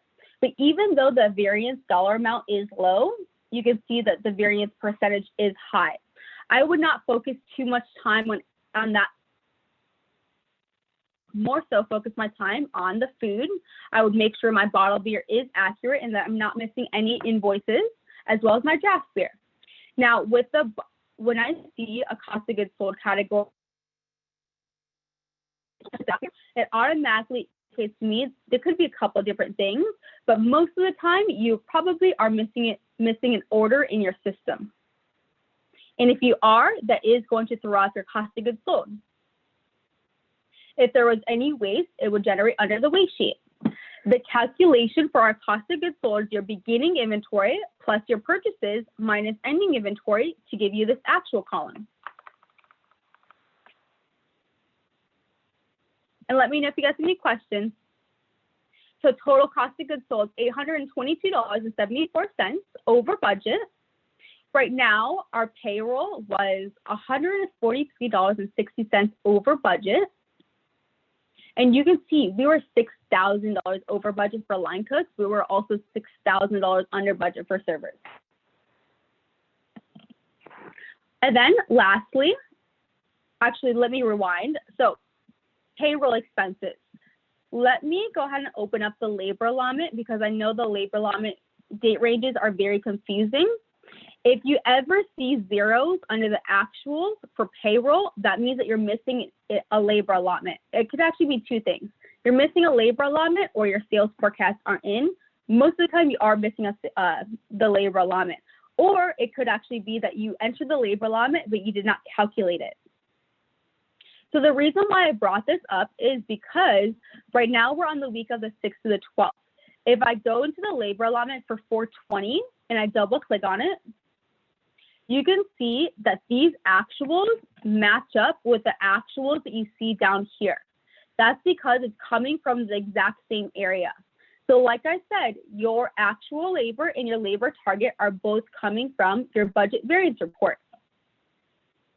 So these numbers will match up with the actuals. And then for the labor target for the week of the 4/6 through 4/12, I'm going to go back to the previous week. And when I hit calculate, actually, that's not the same one. Give me 1 second. I'm 1 week behind.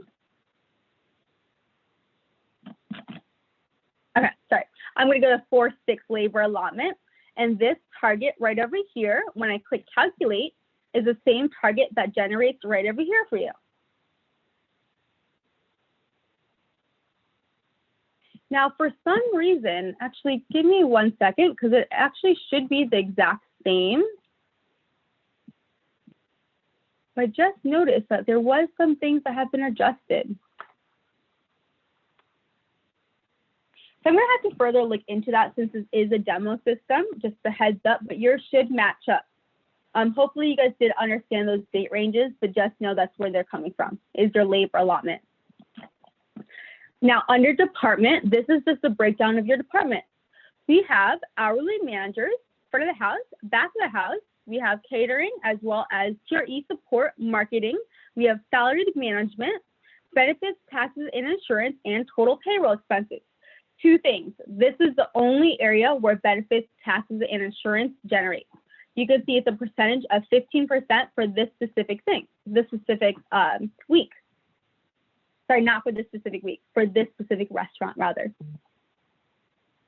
For the salaried management portion, if you remembered yesterday, I spoke about how the labor cost percentage contains your salary. Other than that labor cost percentage, this is the only area where you're going to be able to see your salary total for the week. And then just a heads up, again, only site admins can view that information. Right here, we have the total payroll expenses. We're hitting a 29.29%. Our target was 29.02%. So we're $165.14 over budget. Our prime cost is currently 55.04%. We're supposed to be at 53.32%. And that's going to be our prime cost. Any questions or concerns, guys?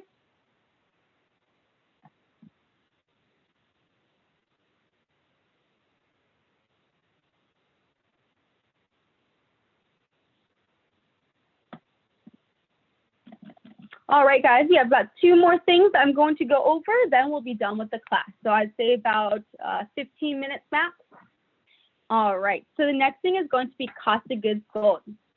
So like I said in the budget variance report, your cost of goods sold, that was just a simple breakdown for you to easily view and understand that report. Now I can go to the cost of goods sold section and look further into it and figure out as to why my food cost is so over budget, for example. I'm going to select the 5th through the 12th again, and the cost of goods sold report is Sunday through Sunday. And then from here, there's a couple of different things. One, it gives me a drop-down box to select my category. If I want to look at a specific category, for today's example, I'm going to leave it as is. I have my ending inventory, my beginning and ending inventory date range. I have my compare icon. I use this quite often. If I want to figure out someone's average inventory amount, because again, you should have an average inventory. If I want to figure it out, I use the compare icon. Now, actually, give me 1 second. Let me make some adjustments to inventory so this is a little bit more realistic.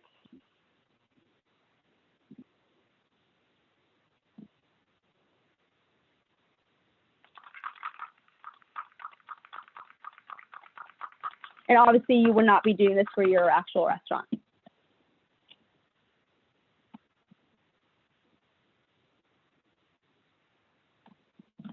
All right, so that made that a lot more realistic. Let me go ahead and delete some other things out of here.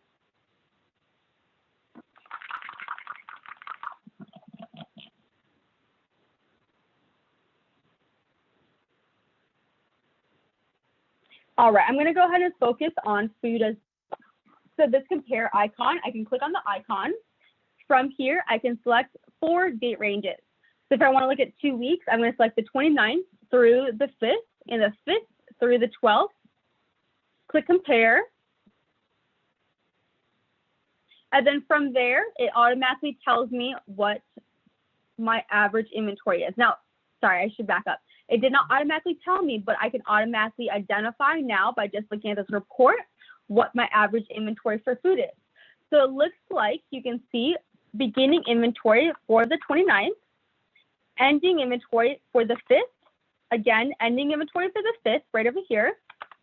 And then we also have our, beginning inventory for the 5th, and then our ending inventory is right over here. All right. So what I'm going to do is, let's see, a couple of different things. So for me, when I see that these are both around 10,000, yes, they're not spot on, but it's around there, I automatically think that it's going to be the 5th inventory that's a little bit too low. If you still don't know, then I would go ahead and go back to the cost of goods sold and pull one more compare sheet, but for 2 weeks prior to the date ranges that you just pulled. So there's a couple different things that you want to look at, but again, we have our beginning inventory, and this is the math, plus our purchases, minus our ending inventory to give us our usage. We use $10,733 worth of items, actual usage, for $49,082.50 worth of sales. Our current cost of goods sold is 21.87%, but our target is 24.5%. Our average inventory is $8,938.32. Our inventory turns. So what this means is the amount of time you guys basically empty out your shelves and refill them within a week. You don't want too long of a turn unless it's something that's like a beverage, like liquor, because liquor you can sit there and it can sit on your shelves for a while. But you want to make sure food doesn't get wasted, but at the same time, you want to make sure it doesn't sit there for too long.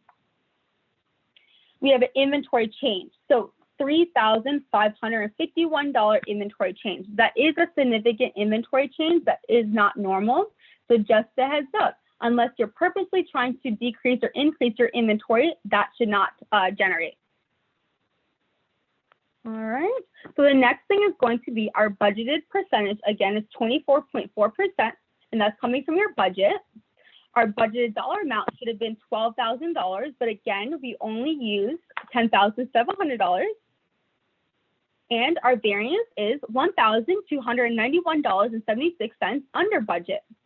So basically, the system knows with what your actual sales were, how much you should have used exactly, And the difference between the actual usage versus the budgeted usage dollar amount will be your variance. All right, any questions?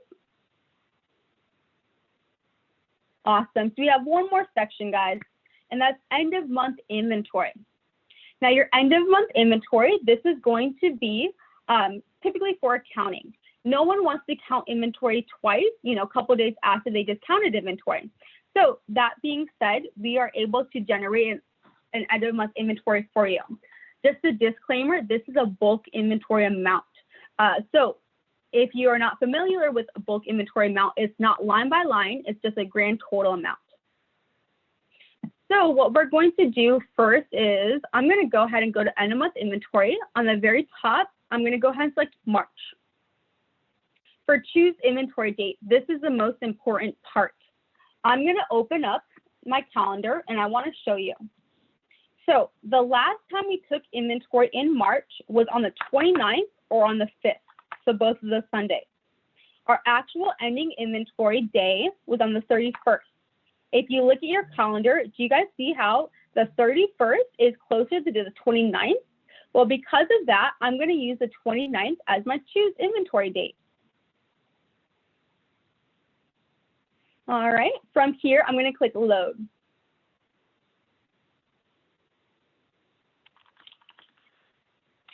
Now, all I have to do is I can go ahead and enter this estimated inventory amount into my bulk inventory categories in inventory. I just said inventory 12 times, I swear. All right, so you have our categories for our cost of goods sold. We have our last inventory date that we chose. We have the last amount, our usage rate, our sales, our estimated usage, our purchase amount, as well as our estimated end of month inventory. If your system's already set up, all you have to do is click add end of month inventory. From here, it has already been created actually for this specific restaurant, but if you've already been set up, that's all you have to do is click on the icon. It generates with these totals next to each cost of goods sold categories for us to do counting. Any further questions?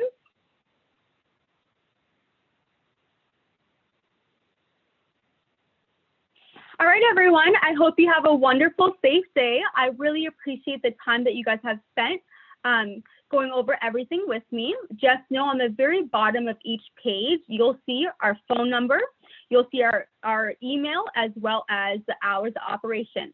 My extension is going to be 102, but everyone should have my email by now. My name is Brittany, and you can always contact me if you would like to go over anything together.